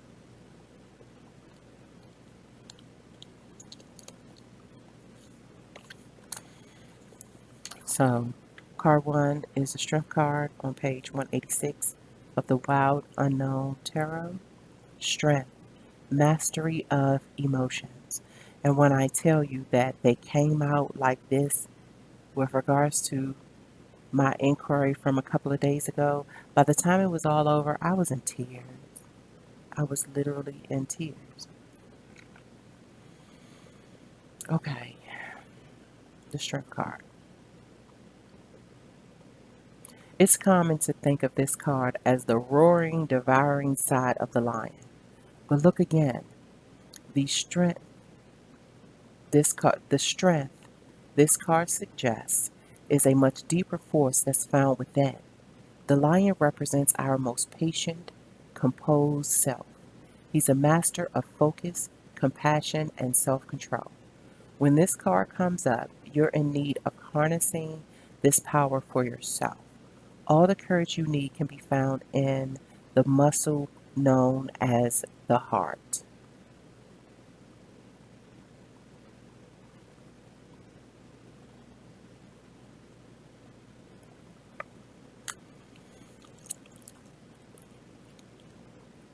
Next card is the Two of Pentacles,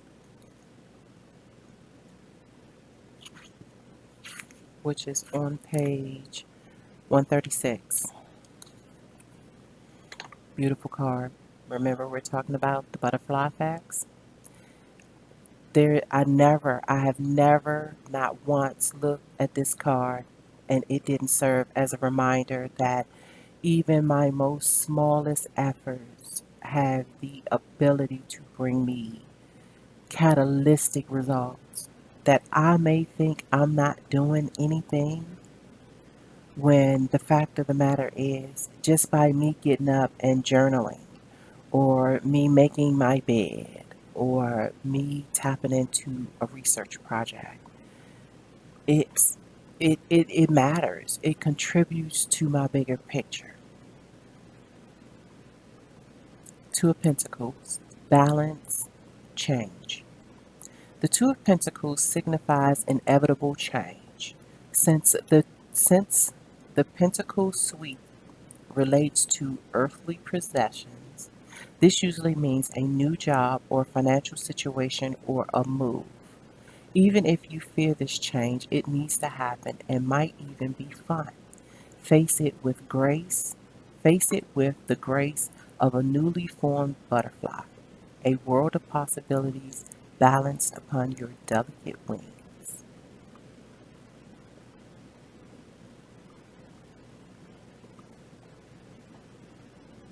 And is that the two? Yeah, that's the two. It almost signifies the 1-1 gateway, the 11 gateway, the 11-11 gateway. Next card is the Father of Cups, the King of Cups. On page 100 of the guidebook,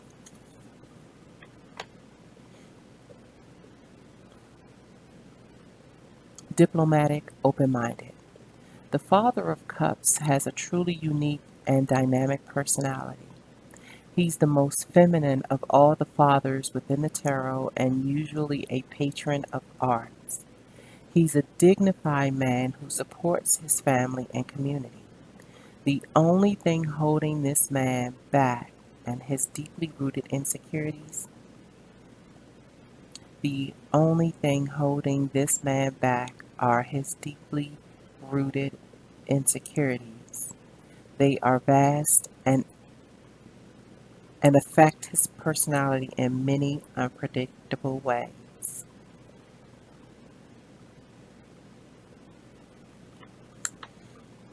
Now, I am going to say that the major cards from the introduction of this series, I co-joined with another set. So them coming out like this was after me taking that and having a few more pop out and then me shuffling them, and then this is the way that it was, mainly to give understanding to the course of action by which I was going to do this series, because I wasn't sure. It took me a while to even record the introduction and then even more to even get here in this time and space. So I'm toggling between unclarities in my personal and my professional life. This layout right here is in conjunction, and not really just about this series, but just about where I'm going as an intuitive studies coach and all of the community collateral that I seek to fortify.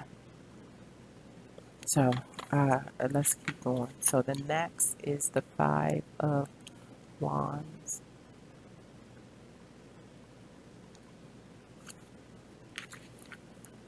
I'm sorry, it's not the Five of Wands. What is it? It's the Four of Wands. Is it the Four of Wands? Oh, it might be the Five of Wands. I'm in the wrong space. Wait a minute. Hang on. It's the Five of Wands.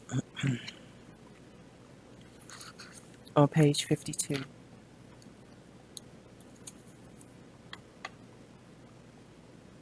Scattered, lack of focus, lost. The Five of Wands is a card of conflict.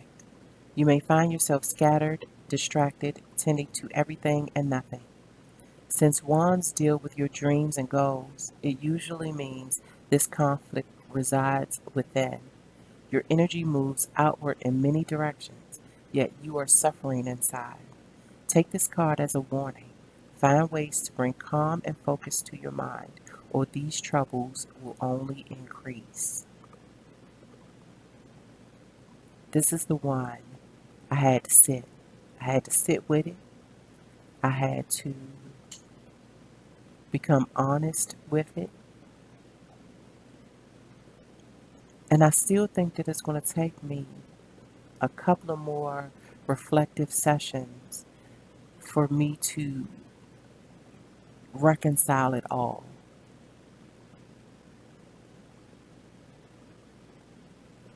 But step one of the 1,000-mile journey. Next card is the Knight of Cups, which is on page 90. Bliss, harmony. At last, the card of wishes come true. When the Nine of Cups appears, worries and fears will be cast away. A new phase of peace and harmony awaits. The world seems to be granting your every wish. Good health, happiness, and even material gains are heading your way. Enjoy.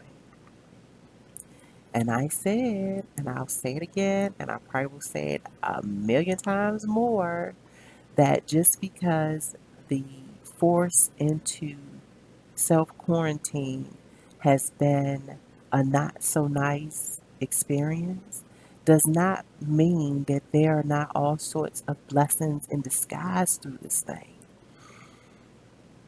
I honestly think that, like, ignition to turbo bound creativity awaits those that lean in, tap in, tune in, turn on.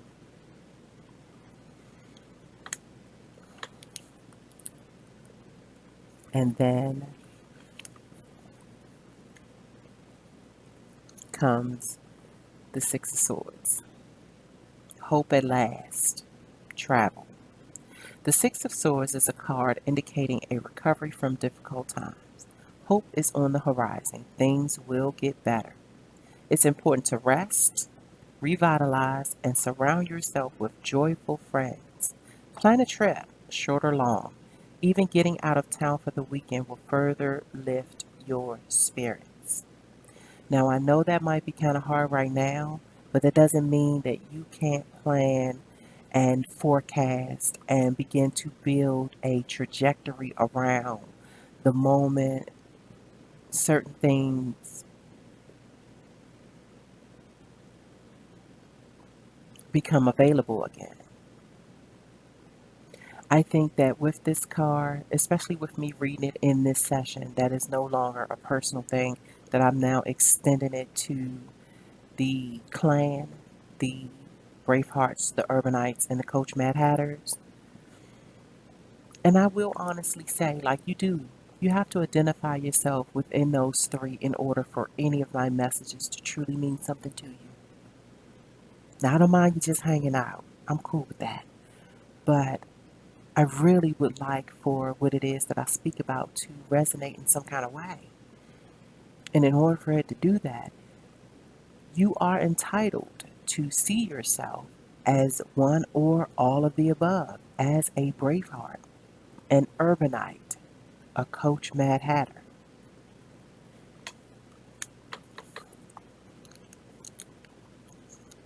So the next card is the Three of Cups. Friendship, joy, bounty. The Three of Cups is a lovely card. It foresees you in the company of amazing friends, creating memories together that you'll forever hold dear. There are not any old friends. They are people with whom you feel a rare connection. With them, you feel truly yourself.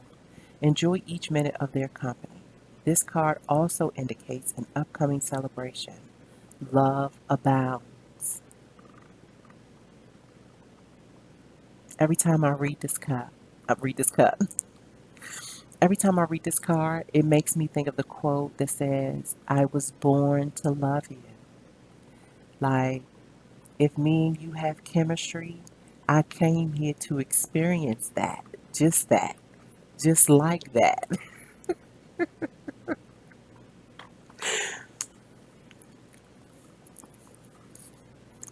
Okay, so the next card, and because I am such a hopeless romantic, and because it's part of the major arcana, it makes it one of my most favorite cards in the deck, which can be found on page. Let's see, can we get it together? No,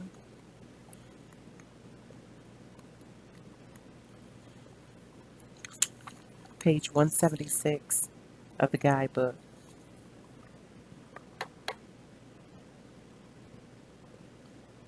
The Lovers, Union, Desire, Joy.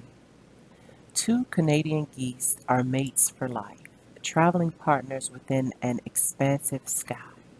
The Lover's card is a welcome sight in any reading, as it suggests a beautiful and strong relationship on the horizon. Yes, you'll experience all the thrills of desire and romance, but meanwhile, you'll be building a solid foundation together. The lovers honor and respect each other, and with that, they can go anywhere. If you're already in a relationship, it's time to be grateful and nourish this rare and precious gem. Isn't that a pretty card? It's a beautiful card.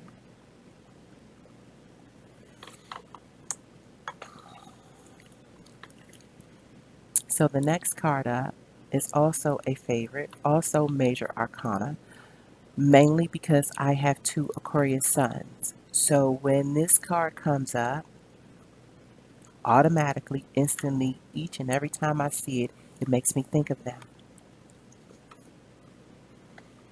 The star, hope, peace of mind on page 198. Standing outside on a dark night, you gaze up at the stars and sense glimmers of wonder and hope. Even though you can't find concrete answers to life's many questions up there in the sky, you can't help but feel comforted and renewed. Such is the energy of the star card. It is not about actions or situations. It's simply about connecting to the part of you that is hopeful and serene. This force will this force will bring light back into your life and infuse you with positivity.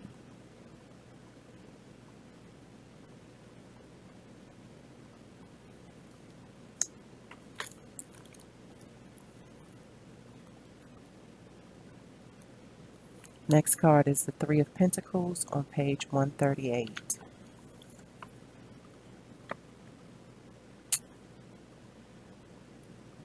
Teamwork, determination, focus. The task ahead is monumentous. That's what I always want to say because I always want to combine momentous with monumental. The task ahead is a momentous one, usually related to your job or career. The Three of Pentacles suggests you must focus all your efforts. Discipline, strategy, and hard work are needed more than ever. If you become weary or overwhelmed, rely on those around you. This is a card of teamwork, so you may need the strength of others to conquer the mountain.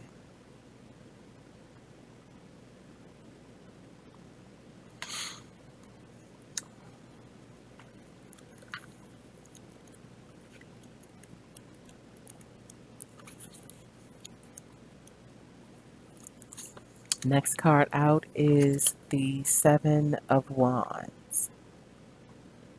Courage, inner strength, on page 56 of the guidebook.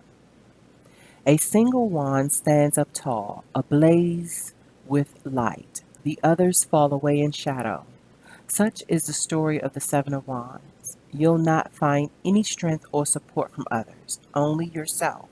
It's time to be truly courageous and stand up for your beliefs. You may feel overwhelmed with caution and fear, but your internal fire will guide the way. Now, here's what's amazing, to have these two cards show up together that's seemingly contradictory, where one says rely on folks and the other says you can only rely on yourself. I think that, especially with me seeing it this way, it reminds me of my pursuit of balance. To say that you can't lean too far to the left or to the right. You must toggle back and forth. You must bend like bamboo.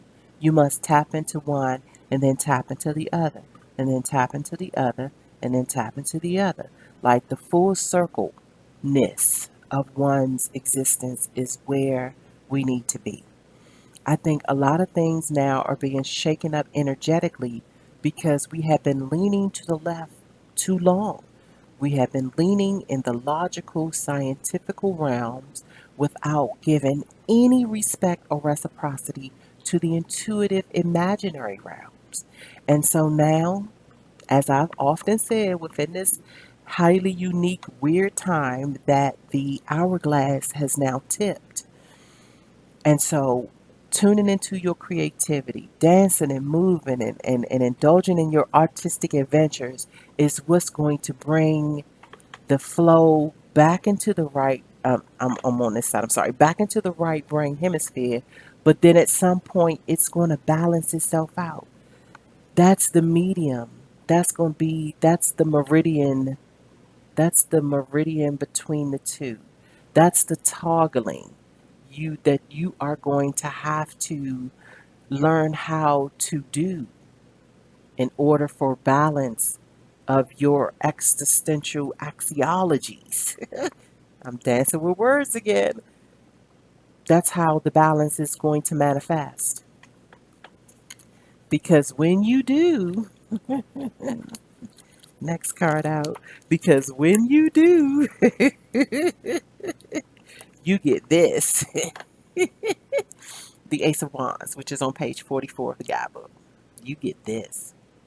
You get the the magical apparatus, the magical tool, expansion and inspiration. An extremely high energy card.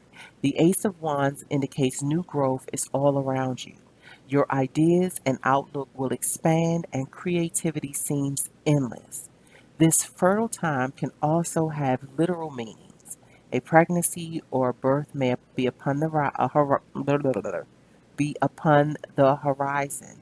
Now remember, we talk about visible and invisible terms. So a pregnancy or a new birth could mean a new career, it could mean a new business, it could be a new love, it could mean a new scholarship, it could be the birth of something that you've been working to manifest for quite a while. So pregnancy or birth does not necessarily mean only in human reproducing phases. Yeah.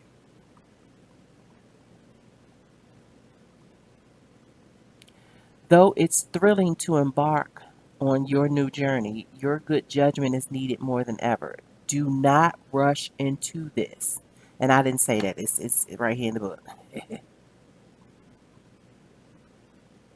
Don't rush.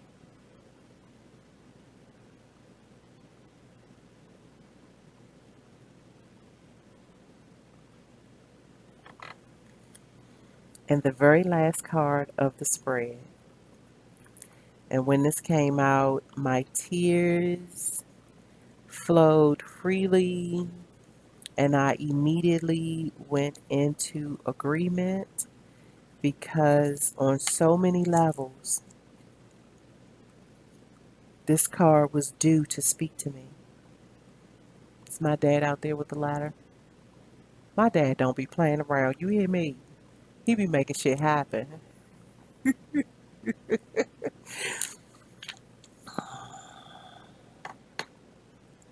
On page 76 of the guidebook. The Two of Cups. Connection, love, romance. Say hello to the much adored Two of Cups. When this card appears, you can anticipate new love to be heading your way. And yes, this usually means romance, but sometimes it means points to but sometimes it points to the birth of a dear and lasting friendship. Either way, the connection between you will be pure, honest, and solid. Open your heart and get ready. Honey, let me tell you, I was suspended. Like all my faculties was suspended because I had been in such a rut with the whole I'm unlovable thing. And yes, I'm having a tender moment, so we just gonna share. I'm in the flow of things. And not that I felt that I was not adhering to my goals with becoming a writer, understanding my scholarship, and even where I'm going as an intuitive coach. But as I've said earlier, my life is just unfolding on such a molasses, like the infusions were they coming out like molasses. And I was like, okay, it's sweet but slow, right? Like almost like the big black grizzly trying to get his hand inside of the honey hive. Like, I got to get more honey than this.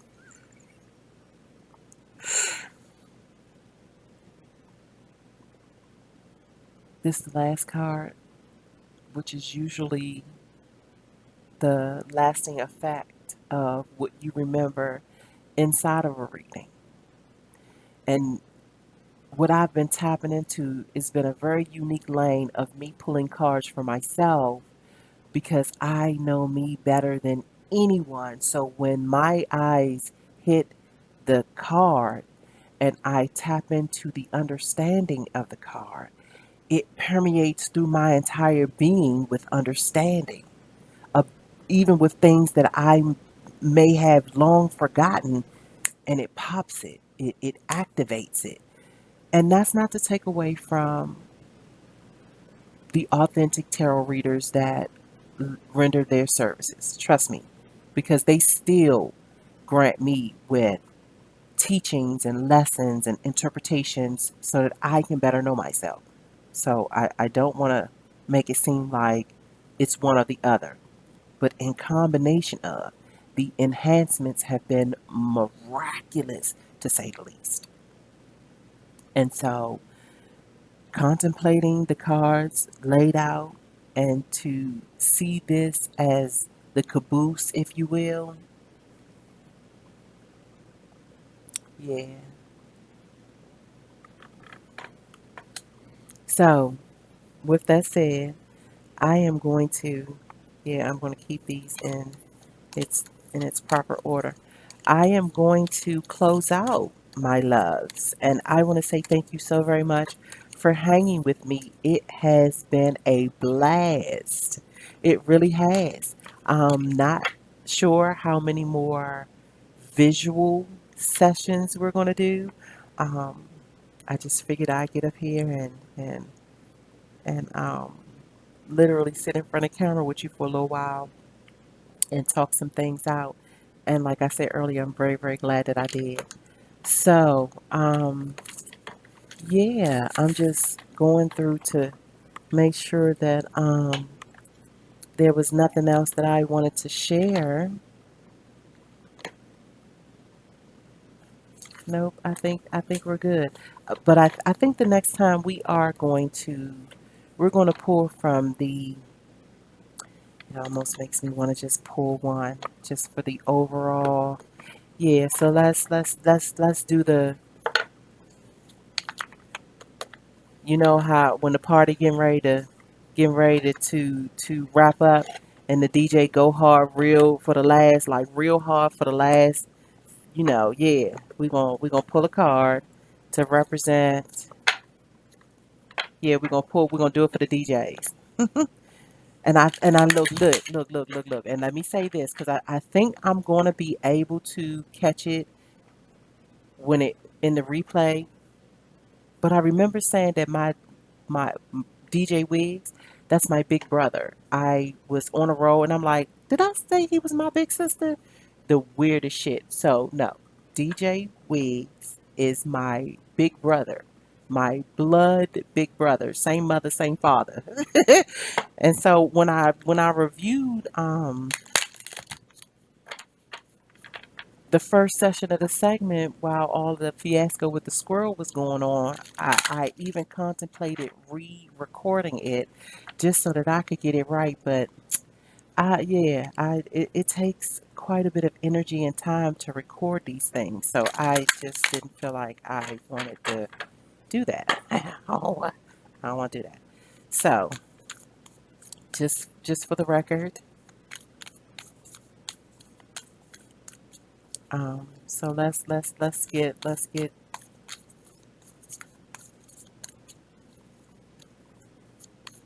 a message from the.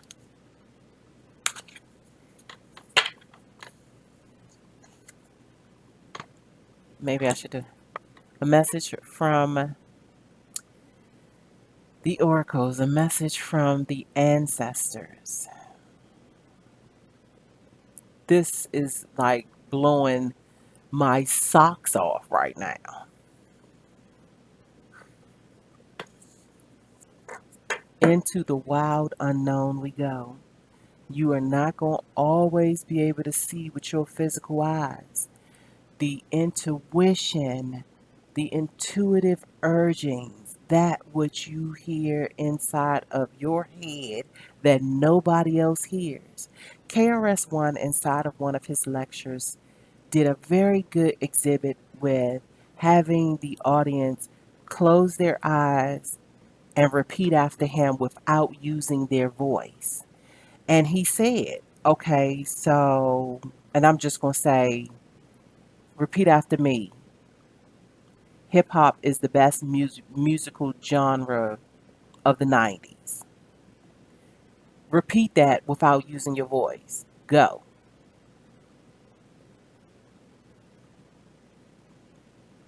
And you literally heard it. KRS-One says, now what voice is that? What voice is that speaks to you and only you in an audible fashion that is silent? That's the voice I would like for you to pay attention to.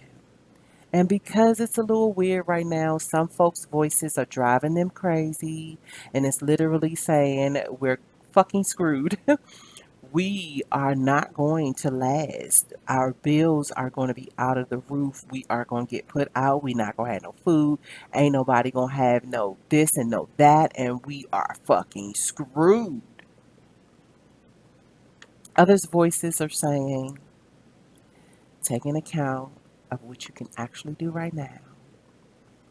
No, Chicken Little, the sky is not falling. Yes, this is very challenging times, but they're very unique times. They are about to blossom with all sorts of incredible, remarkable, unprecedented opportunities. Buckle up, Buttercup. And so I'm going to read the passage associated with the seer. And so the seer is on page 62.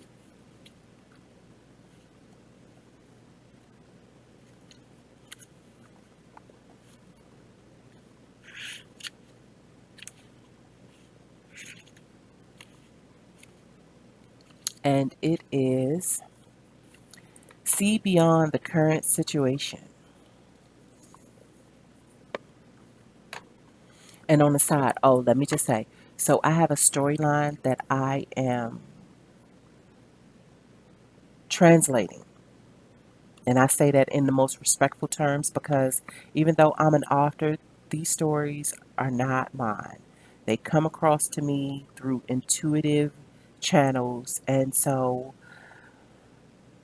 I want to say about 4 or 5 months ago, the notion came to um, shuffle cards and just lay out on a vision board as if it was a storyboard all the cards that come out, and intuitively got names to certain characters.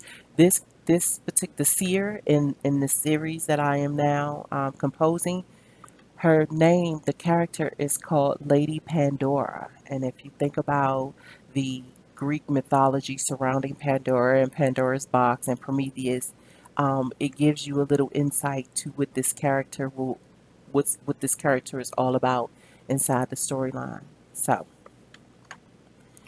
Lady Pandora, see beyond the current situation.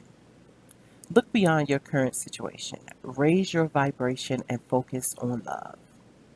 M- Most indigenous people have a seer in the family or tribe. Seers are the seers are the intelligent and intuitive beings who serve as direct channels for information on what's occurring now and what's about to unfold. Their energy isn't about predicting your future for you, but about showing you how your intentions are creating it. A true seer will help you see what your intentions can change. Therefore, so you what your intentions can change. Therefore, so can your future. The message of this card is to let the clairvoyant within you rise up so that you can see the way forward yourself. So you can see the way forward yourself with your spiritual eye. Clairvoyance isn't just about predicting the future. It's about being able to see clearly enough. It's about being able to see clearly enough to create your best future. You are being encouraged by your ancestral guides and angels to see beyond what you think is happening now. Don't allow your ego or doubts to play games with you. Instead of seeing yourself as stuck or lost, know you're in an energetic holding space with the universal reverberating a path with its most favorable that is most favorable for you. Angels of light are upgrading your energy so your experiences can be more enjoyable. You are moving forward and towards something extremely uplifting and enlightening. So stay calm and keep your eyes on the prize. I think that's a really good message. And so, on that note, we are going to end. I want to thank you so kindly for hanging with me. It has truly been a great session. And so, yeah, until next time, I wish you well.